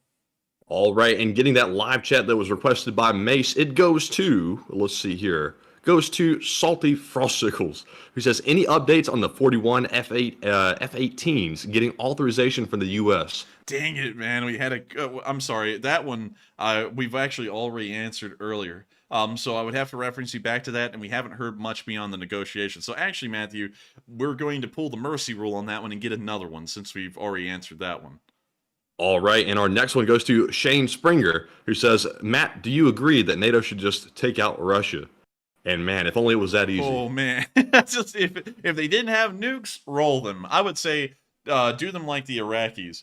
Do them dirty in front of the squad. Pull a Schwarzkopf on them and whip out the old trapdoor where you just go sweeping behind their forces and then just cut them off in Kuwait. That would be amazing if NATO could do something like that. If the Russians didn't have nukes, that would be entirely within reality. And we probably would have done that decades ago. So I would say, if it wasn't for the nukes, yes, but the nukes make that a conditional no. And so with that, we are on to the next one. And thank you so much for the support. All right, and the next one goes to JC Atkins, who puts in a $10 donation. And thank you very much, JC, for that support. He says, take a live chat question on behalf of your favorite LSA Navy NCO, and I love this community of folks that you've created. Hey, thank you so much for the support, JC Atkins, from our favorite LSN NCO. And thank you so much for enjoying the community. We didn't create it, it just kind of came to being. And I believe that all the credit for what the LSA is goes entirely to the LSA itself. Of course, the LSA's home is this channel, and it was created out of this channel and out of the Enforcer and everything else. But the community itself, it speaks for what it is, and it was entirely created out of the viewers themselves, and that is the most amazing thing about it. And so with that, thank you so much once again for the support, and with that, we are on to the next one. All right, in our next one, while I'm like suffering over here with allergies or something, excuse me for that, by the way, we have one from Rob Eisman yet again, who puts in a $10 donation. And let's see if I can hold this sneeze in here. Rob says, I confess, I've never realized after my service, water under the keel on patrol had to exceed 10,000 feet, specific to ballistic missile subs or any sub that carried an ASROC. And that's pretty wild when you think about it.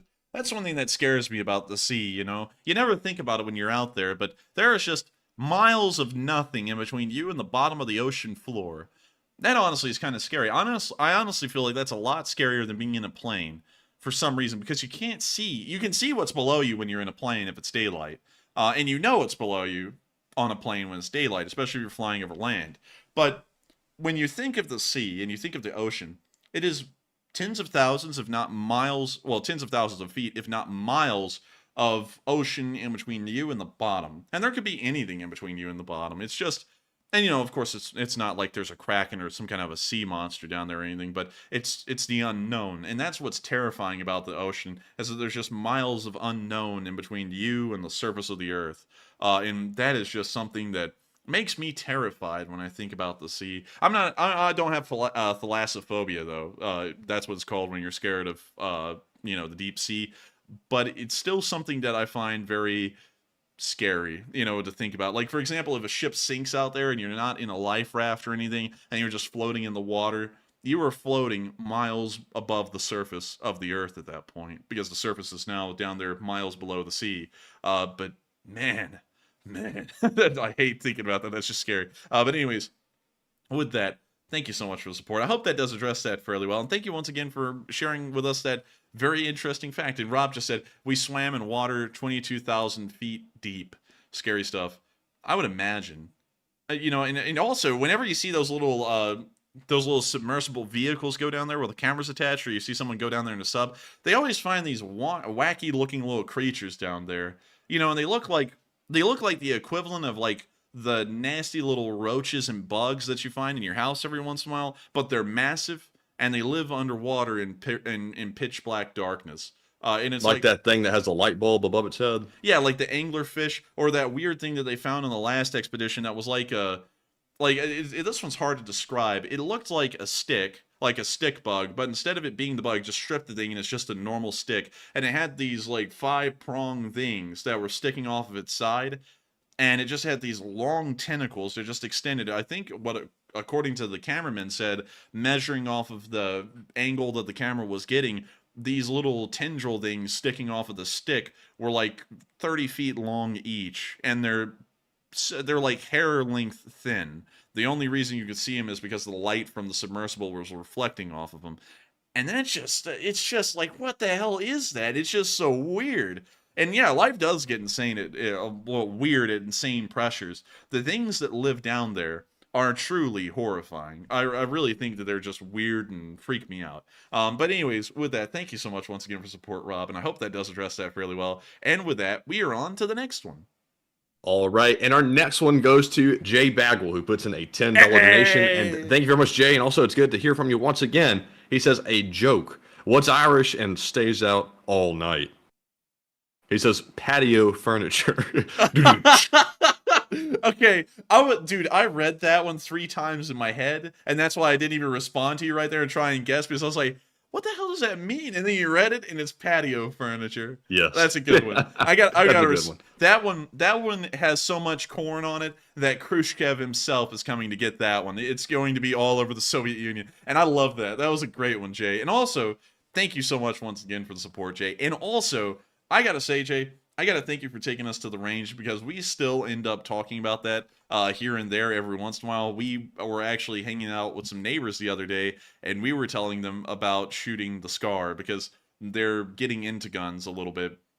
And I was showing them a few of mine, and they were like, so what's like the recoil like on some of these? And I was like, oh, like 308, that's a pretty big round, and we started talking about that Scar Heavy with that compensator on it that made it sound like a Pac 40, and the ground shaker. Yeah, the one that started kicking up the dirt and flicking up stuff way below it because of the compensator. That thing was crazy, and I gotta thank you so much for taking us out there that day and having that little experience with us, because that was an incredibly fun one, an incredibly cool one. And maybe we'll all get together and do that again sometime around and actually film a YouTube video, because we're still thinking about doing gun reviews and stuff like that. And I've been working in the background a little bit on coming up with some cool ideas about gun reviews, and I think some of y'all are really going to like them, especially if y'all are history minded, because I've been doing some looking, been doing some scrounging, and we could end up doing some pretty cool videos, like the German G3 versus the East German AK-74. We can end up doing videos like that in the future. It's just that we have to find a way to film them and make them good. That's the big problem. And so with that, thank you so much once again for support, Jay. I hope that does address that fairly well. I love the corny joke. That was amazing. And thank you so much once again for helping this channel to keep on running and throwing in incredibly good jokes like that one. And with that, we are on to the next one. All right, and our next super chat goes to Sully Canuck, who puts in an $8 donation. And thank you very much, Sully, for that support. He says, when I joined the Canadian Navy back in 1976, we were trained with the FNC-1 and FNC-2. The FNC-1. Maybe that doesn't have a dash in it. FNC-1? FNC-1? I don't know what that is. There's a lot of FNC-1s. But fairly interesting here.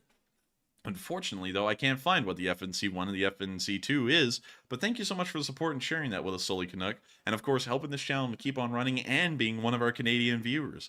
And so with that, thank you so much once again for support. I hope that does address that fairly well. And with that, we are on to the next one. All right, and our next one goes to Margaret Hemsley, who puts in a $6 donation and says, happy birthday to Enforcer Matt. I'll be right one day this month, and not sure what you can buy with us, but splurge out and pick a live chat question. And thank you very much, Margaret, for that support. And also, obviously, not going to say the exact date, but this month sometime is my birthday. So thank you very much for the happy birthday. It actually is my birthday, not just an inside joke. And also, with that $6, I'll put that probably toward going to see Oppenheimer at the theater because I want to go do that. So probably not on my birthday, but maybe later on I will to let the hype die down a little bit. But thank you very much. And Enforcer, what say you? I'm an idiot. Before we get to that one real quick, Matthew, from Margaret Hemsley, and thank you so much. And we will circle back to that in a second. We have to go and address Sully Canuck's super chat again because when you said FNC-1, I thought the FNC were all combined, and so that's what threw me off. It is an FN, like an FN Herstal C1 rifle, which is a variant of the FAL. I am so sorry about that. Because I actually, the FALs that I know of is the SA-58, the FAL, and that's about it, really, to be honest with you. I really thought that those were the only two major manufacturers, and maybe I believe SETME may have made an FAL at one point, but I'm kind of doubting that a little bit. But those were really the only three that I knew about. I did not know that the FN company also made a C1 that appears to also be some kind of form of an FAL. These are really cool guns. Funnily enough, I actually shot one of these today, trying to see how it works. And I'm going to tell y'all, the hype around the FAL is real. I didn't know it was real until I went and shot it. And then Matthew ended up showing up at the range today. He did not shoot with me, though, sadly. He was on the other end of the glass.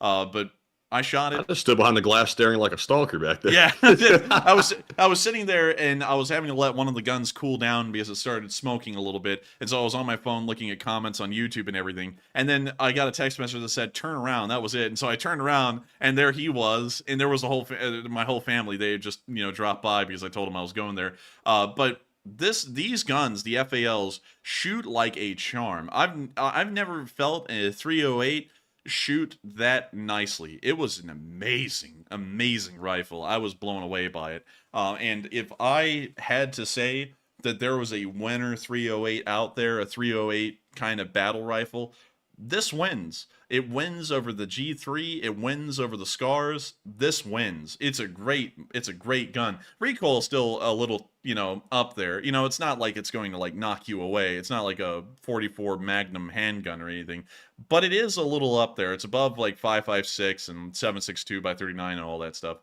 But it is a great gun and it was accurate. I mean, we actually kept the target that I shot at today, and the grouping was maybe 2.5, 3 inches wide, and it was just wow. I was blown away by it, and so I thank you so much for the support, Sully Canuck. Now I hope that addresses that one fairly well because I heard that wrong and I didn't know it was an FN gun. But really cool to hear you trained on one of these because those are some amazing rifles. And now moving on to Margaret Hemsley's. Matthew's birthday is coming up soon. We are not saying when, but we will have an official birthday for both of us here in the next month. We'll actually have it in August. And if I had to say something that Matthew was going to put that towards, he's probably going to put that towards ammo because he's getting a little present, a birthday present that will be really cool. And so with that, I hope that does address that fairly well. And thank you so much once again for the support, Margaret, and helping this channel to keep on running. And of course, being an old guard on this channel. And before we move on to the next one, I'm starting to rabbit hole a little too much, and we're going to drop this and then move on. Angry Penguin asked AR-10 or FAL? FAL all the way. Big fan of the FAL. And Matthew, what would you pick? For like a gun, just to pick any gun? No, like out of the two, out of all of the 308 battle rifle kind of guns, so you can pick from the G3, the FAL, the AR-10, or any other 308 category battle rifle you could think of. Which one would you pick? Probably the H&K 7.62, probably. Man, he can't keep getting away with it, dude. And you know what? You know the gun that's like severely overpriced. It's a 7.62 semi-auto rifle that cost about $4,000 just for the gun itself. Dude, it's super expensive, but it looks cool as hell. Dude, I was looking through a gun magazine the other day, funnily enough, and I saw that H&K's picked up a new marketing slogan. You know what it was? Expensive and basic. No, H&K hates the poor. that was the marketing slogan. I was like, damn, they put it out there. I think they equally hate everybody at this point, because even if you got a little money, it's still $4,000 is crazy for a rifle. But you know a company out there in the gun world that really does hate the poor, and they make it clear. It's Zeiss, like the scope company. They truly do hate people who can't afford their scopes. Like, they make fun of them, they clown on them. It's like their public relations account, or their PR account, they are brutal. Like, the people who are like, your scopes are overpriced. Look who's poor and can't afford our scopes. I'm like, oh my god, they are throwing out heat out here. But anyways, with that, we are on to the next one. All right. Excuse me. And up next, we have a $5 super chat from CK Bold. And thank you very much, CK, for that support. He said, take a live chat question. And of course we will. And the live chat question goes to, let's see here.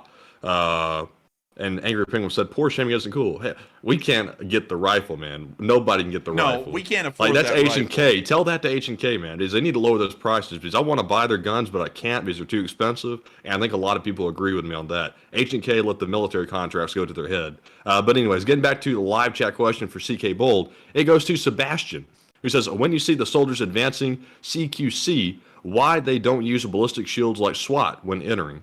I don't know why. That's a good question. Maybe because a lot of the ballistic shields end up not really having a high enough grade armor in them to stop rifle rounds. That may be the reason why, because I think a lot of those riot shields are mostly for pistol caliber rounds and similar things. And also that might end up being very expensive and also cumbersome, because trench warfare and close quarters combat actually involves a lot of grenades, and so having a shield and trying to hold that along with a rifle and having a whole squad behind you, that may make it a lot more difficult to try and run from a grenade if one lands in your trench.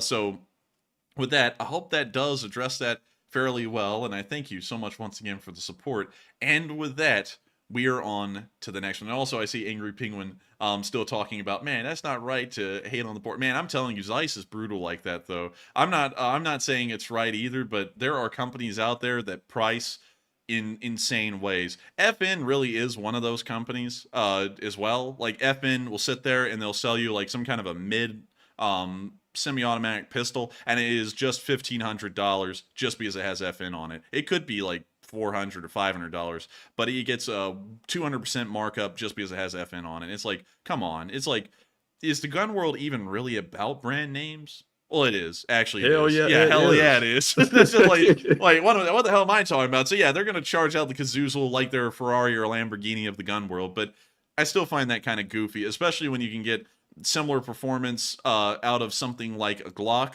compared to that FN pistol that we saw one time that was $1,500. I'm telling you, it's the longevity. You're paying for the materials and the craftsmanship. They're supposed to last longer, but the catch is, though, for the cost of it, you might as well just get the cheaper one and replace it sooner. It would cost about the same, and you can get, you know, a decent gun up front. Yeah, and also, Matthew, what the hell is that company, that Q company, whatever it is? Yeah, Q Firearms. Ugh. And not the conspiracy theory group, by the way. It's a firearm company. Yeah, they mean you will pay money, hardcore money. They got me.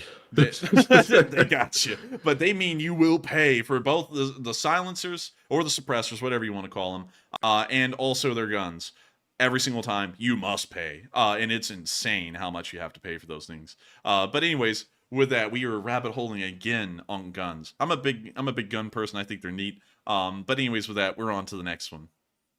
And also, I saw somebody say a second ago, let's see, you're not HK's target market.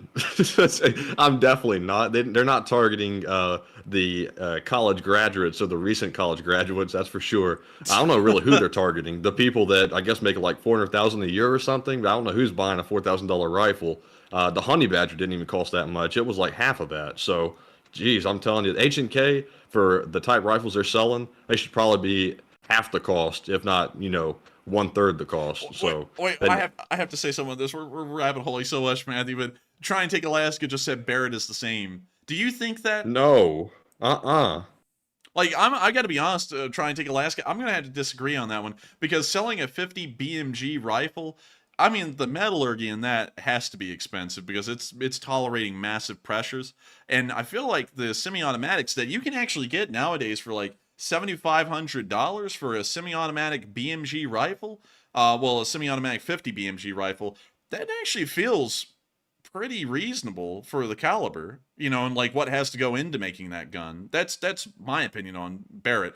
But I also got to be honest, some of Barrett's guns look like they are made in a shed with a file. Like I'm not gonna lie, some of the other ones do. I'll show, like the bullpup rifles, if you know what I'm talking about. Like this Model 95, this thing looks like it was made in a shed. Man, I love the look though. Like that for some reason, that really like rugged, kind of like poorly welded look, it kind of is appealing for some reason. Yeah, but I mean, like the price of this thing though, I think this thing is like $4,000 just for this gun. I mean, it's got steel girders for the bipod. I mean, how cool is that? I mean, yeah, I can't lie, that is pretty cool, but it's still really expensive. So I gotta say though, the Model 82A1 is the coolest one I think they make. The M107A1's pretty neat, but the 82 is where it's at. Everyone knows the 82.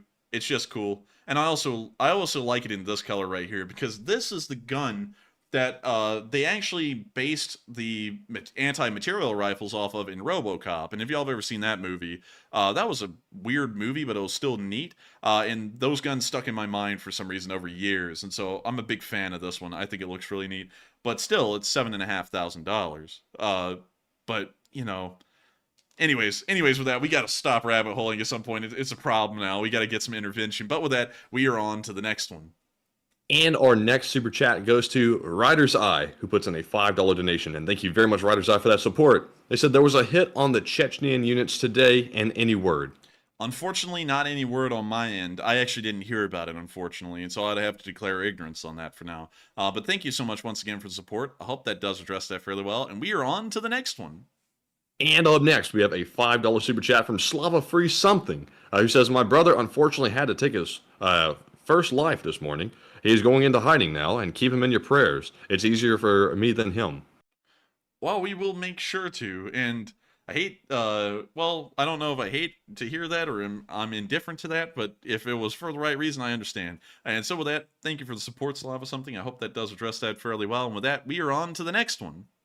And up next, shout out to Robert Nicholson for putting in a $5 donation and sadly not leaving a comment. But thank you, Robert, very much for that support. And we also have a 5 from Diffuse56 who says, Shoigu, Gerasimov, where's the effing ammunition? Bliat. Shoigu, это надо припасться. But thank you so much for the support. I hope that does address that fairly well. And with that, we are on to the next one. And our next one goes to Mr. John Tai, something like that. I'm probably butchering it, but they put in a $5 donation, and thank you very much for that support. And he said, does Ukraine have any navy left at all, and wouldn't they benefit from some landing ships? They do have a navy, but it's all coastal boats and coastal patrol vessels. So they wouldn't really benefit from landing vessels because they don't have ships large enough or a navy powerful enough to screen for them. So it wouldn't help them in that regard, but they do still have a navy. It's just a very small one. And so with that, thank you for the support. I hope that does address that fairly well. And with that, we are on to the next one. And the next one goes to Dark Warrior 137, who puts in a 5 and says, Zelensky is the greatest comedian. When he became president, they told him he can't continue his comedy career, so he turned Russia into a huge joke. And I thank you for the support. And I would agree that Yeah, he's really still remained a comedian at heart. Turning an entire nation into a joke is something that very few people have been able to do, and yet it has been done for the Russians. And so with that, thank you so much once again for the support. I hope that does address that fairly well. And with that, I hate to say it, Matthew, the impulse is taking me over. I have to rabbit hole on the RoboCop guns. Don't do it. Don't do it. I have to do it. How many super chats do we have left, by the way? We have about 7 left and many live chats to get to. Well, 1 second. I have to go grab a picture of this because some folks are saying that it was the M82 that showed up in RoboCop. I hate to say that it was not. It was very close, though. It was a very close-looking rifle, but you can actually see a picture of one right here in the movie, and it was a rubber prop that was heavily based on the Barrett M82, but it actually had a different name in the movie. It was like a MX something something something anti-material rifle. But it was still cool, and it was based off the M82, but it wasn't exactly the M82. Still really cool looking, and it does have those little Meccano-looking bipods on the front of it.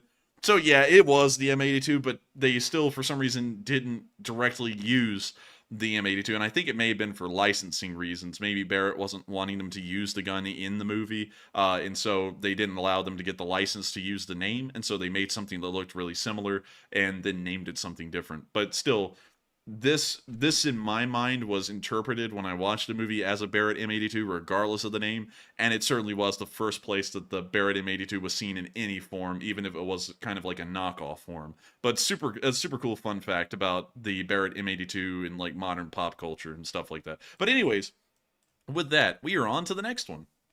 And up next, we have 3 super chats from the entire family. They're each a $5 donation, and it is Billy, Joe, Carl, Bob, Danny, and Frank. And they said about last night's stream, Matthew, you gotta stop pronouncing Coke as Coke when you say heckler and Coke. Because every time I hear you say it, I'm both grinning and grinding my teeth at the same time, lol. And as far as I know, the CH in Coke is a sh sound. Kosh, like in Schultz. It is German after all. And, and also, Erdogan is pronounced Erdogan. And I gotta say that down here in the South, we say heckler and Coke. And don't make me go through the entire heckler and Coke shtick I did last night that was really cringy. But anyways, I might be able to change, but I can't make any promises. But Enforcer, what say you? I always just say Erdogan. Matthew says Erdogan, though. But, you know, it's a minor pronunciation thing. It's not that big of a deal. But one thing, though, that I always get wrong is the pronunciation of things when I've ever heard it before. I think I called... I'm gonna say this because it's a moment of humility. I actually called the first time I said heckler and Coke on stream. It was like heckler and like a rooster, the other name for a rooster, if you get what I'm saying. And that was wrong. That's obviously the wrong way to say it. And so then I had to correct that. So I always say things wrong. So I never get on to anyone for saying anything slightly wrong or very wrong because I get it. And so with that, thank you for the support. I hope that does address that fairly well. And we are on to the next one. And the next one goes to Who Dat Dragon, who puts in a 2 and says, "Rage quit the war is the quote of the night, lulz." That's it, dude. That guy really did. He sat there and went, "Soka blab," and hit that other guy in the face with a rifle. And then he just quit and he just sat in that trench. Honestly, what a lame dude. He's in the middle of a firefight and he's going to fight his own guys instead of fighting the enemy. That's sad. But anyways, with that, thank you for the support. I hope that does address that fairly well. And with that, we are on to the next one.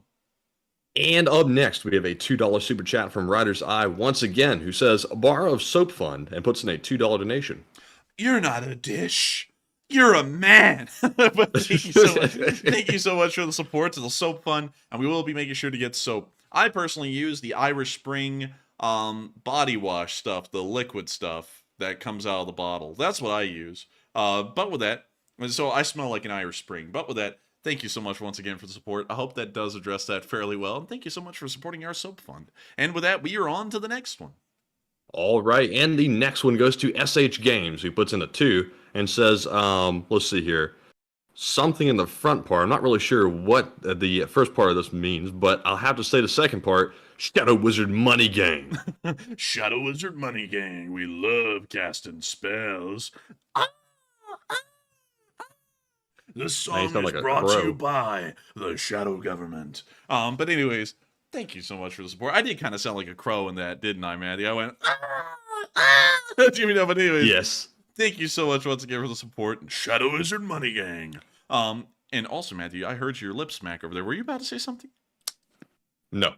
Sitting over here trying to control my coughing fit, so that's why I'm doing all that. Dude, that's the sound I make when my mouth is dry, and I sit there and go, and I'm like, damn, there's nothing there. But anyways, that's the sound that the Ukrainians make when they hear about they're about to get attacked. Dude, they sit there. That'd be Can I get some attackums or high Mars? Ding, ding, ding, ding, ding. That was not even the tune for High Mars. Well, you know what they say. Man, you turned into Thomas the Tank Engine over here. You went. Dun, dun, dun, dun, dun, dun. But anyway, thank you so much once again for the support. I hope that does address that fairly well. And with that, we are on to the next one. All right, and with that being said, we're moving on to our live chat questions. And of course, up first, we have the Morse code decoders of the stream. We have Mark Hodges, Sife, Cliff Simonson, Earl Bernew, and Paul Schultz. They said tonight's Morse code cipher is ... death. And this is the Morse code message of the night, and that's literally all it said in parentheses. I like how they put that in there. That's literally all it said, I swear. But y'all got that correct. Y'all hit the jackpot. That was the Morse code message of the night. Honestly, I got to be honest with y'all, I'm starting to get a little bit of brain fart whenever I'm coming up with those Morse code messages, because I've done, I think, 400 of them at this point. And so it's really hard to come up with good ones anymore. They just kind of sound cheesy. But with that, I got to congratulate y'all for doing that again. It is the 507th day y'all have gotten that Morse code message correct. And I've got to say, really impressive to y'all. And hands down, hats down, I don't know what it is, but something's down to y'all. And so with that, thank y'all for deciphering that Morse code message. And with that, we are on to the next one. And the next one goes to Barry Woodward, who says, when Ukraine gets F-16s, how quickly do you think the war will end? Probably, the thing is that like a singular weapon system isn't going to end a war. They're not wonder weapons, but they are weapons that will help the Ukrainians to improve their situation. So I would say that we'll probably see the war continue to go on at least until next summer, I would assume. Even with the support of F-16s. That's what I would think. Or it might end this winter. It really just depends on when the Russian lines shatter here, because they're going to crack at some point. It's just about a matter of when. And so with that, we are on to the next one. And the next one goes to Slav Ukraine 777, who says, is it possible that Putin was saying no law exists for the PMC vice Wagner does not exist? Maybe. Maybe that was the way he was trying to put it, but the way it came out, it sounded like he was trying to refute that Wagner even existed at all, ever. So I'm not really sure, but that's the way we took it. And so with that, we are on to the next one. And the next one goes to Kangaroo, who says, when Ukraine win the war, what will happen to the young guys that freed Russia to avoid going to Ukraine? Can you tell me what you understand from that one, Matthew? I thought maybe I was having a stroke when I was reading, because I was trying to understand it too. I was hoping you'd understand it. But let's see. I think there might have been a typo in there. Autocorrect might have got him. Kangaroo said, when Ukraine win the war, what will happen to the young guys that freed Russia to avoid going to Ukraine? Let's see. I'll be honest with you, I'm not understanding. I think the typo might have messed up the meaning of that one. Unfortunately, I'm not. For some reason, I think I may be having a brain fart here. I'm not understanding that one. I'm very sorry about that, Kangaroo, but thank you for asking the question, and I hate that we can't answer that, but I'm going to have to declare ignorance on that one for now. And so with that, we are on to the next one. And the next one goes to Havlin Tuff, who says, is it true that the U.S. had a small amount of 155 cluster munitions pre-positioned in Europe? That could be the reason why they arrived in Ukraine so fast. I think that it is true, and I think that maybe why they were delivered so fast is they were just moved from somewhere very nearby to Belarus, probably in Poland, and right into Ukraine immediately. So it wasn't that long of a transfer, like equipment from the United States going all the way to Europe. And so with that, I hope that does address that fairly well. And with that, we are on to the next one. And up next, we have another super chat. And this one is from Warren, who puts in a 5. And thank you very much, Warren, for that support. He said, the siege of Malta during World War II is crazy. It has the distinction of being one of the most bombed areas in history, and they are an inspiration. Let's see. Siege of Malta. Let me put it in World War II. Apparently, the Siege of Malta in 1565 is what YouTube likes to talk about.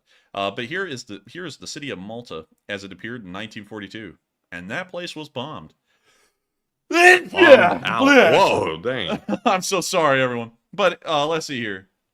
So, damn. They held out for 2 years, 5 months, a week, and 2 days, and the Allies ended up holding.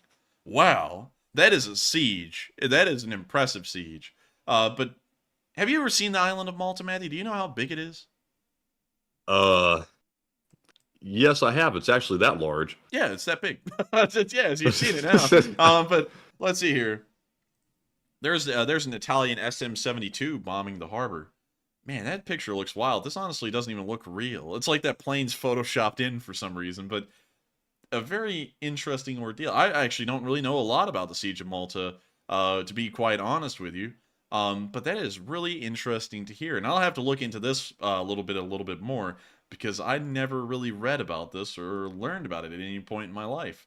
Also, dude, this guy's got that devious grin. He's about to whip out that devious lick. He gonna bomb a German ship. Oh man, dude, he's got that eyebrow raised. You about to hear that sound. He's about to go, no ships. It's gonna be something like that. But anyways, man, that's how I'll be looking when I see people living in shacks on the side of the road in Texas be running their mouth. I'll be looking like that. Man, that's how I'd be looking whenever a felon wants to sit there and criticize us about who we are. That's how I look at him. But anyways, with that, oh goodness, I have pity on the food. Pity. Wait, this guy is he German or Canadian? This guy is Canadian actually. Oh, I don't know why I was giving him a German accent, but he kind of looks German a little bit. But hopefully it's not an insult. Dude, this chin line is so strong. I mean, like that's a strong chin line right there. This man could cut diamonds with that jawline right there. This is the kind of jawline that you use in hydraulic press videos to like crush watermelons and stuff. Well, that is the jawline right there. Really respectable, really good genetics. But anyways, with that, I hope that does address that fairly well. And thank you so much once again for the support. And with that, we are on to the next one. All right, and with that being said, we have 3 live chat questions left in the spreadsheet, and our next one goes to Todd Abbott, who says, another YouTuber thinks that they will use the cluster bomblets to drop from drones, as that would be far more effective. And do you think they might try that? I don't think it's out of the question that they may use them like that. We've already heard theories about them being used in that way. But that would also suggest that the Ukrainians may possibly be running out of drone bomblets.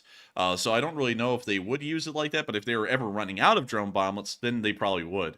And so with that, I hope that does address that fairly well. And we are on to the second to last question of the night.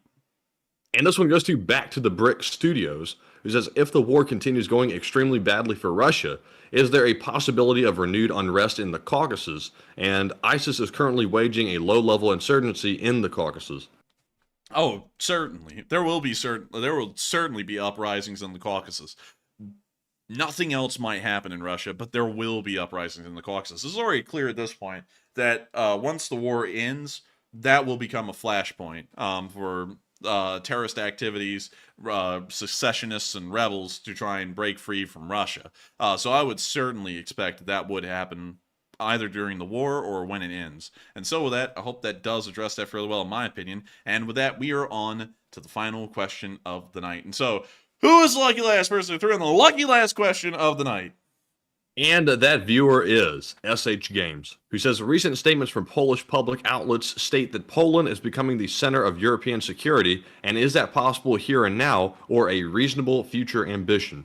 I think that's becoming possible here and now. I honestly think that that's been the case ever since Poland has been a NATO member, because they are centrally located in the European continent facing the Russians, and it is an incredibly good basing point to put NATO forces in to move north into the Baltics or to move south into the Balkans. It is the center of NATO defense and Western defensive strategies right now, and so I would say that Poland has become the strategic core of Europe. It actually used to be Germany that was a strategic core of Europe throughout the Cold War, but it's now moved more eastwards and on into Poland. And once Ukraine becomes a NATO member, I still think that Poland will probably still end up the strategic center of Europe. Although Ukraine will be closer to Russia, it is more so a NATO extension from Poland than it is like Poland. Because from Poland, you can go throughout the rest of NATO. You can go north into the Baltics, and you can go south into the Balkans. Through Ukraine, you would have to go back through Poland and then up into the Baltics to reach the northern part of the alliance. not with Poland. You can go north or south through there. And so it'll probably end up being the key basing point still for the majority of NATO forces in Europe. So I would say yes, Poland is most likely the strategic core of Europe already. And so with that, I hope that does address that fairly well, and we have reached the end of tonight's stream. I thank all of y'all so much once again for watching. There is still 3,600 of y'all here with us tonight, and I gotta thank all of y'all, all 3,600 of y'all, so much once again for being here with us at the end of tonight's stream. If y'all enjoyed and y'all are new to this channel, if you watched this long, it would be a disservice to not subscribe. Make sure to hit that subscribe button like Zelensky is hitting the Russian forces pretty hard. Also, make sure to hit the like button about the same as well, and make sure to comment on this video because it helps it out in the algorithms, and YouTube kind of likes that kind of stuff. And so with that, good night, good luck, take care, stay safe. I'll see you all tomorrow for the Sunday fundraiser, and Slava Ukraini, and long live the Lee Spring Army. And good night, LSA. Be sure to join us tomorrow for that Sunday fundraiser as usual, and Slava Ukraine. Good night. Yes. The Lee Spring Army sends its regards.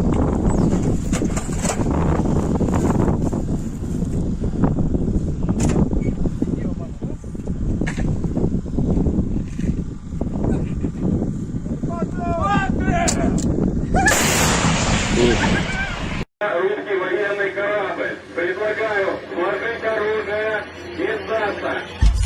Русский военный корабль, иди нахуй.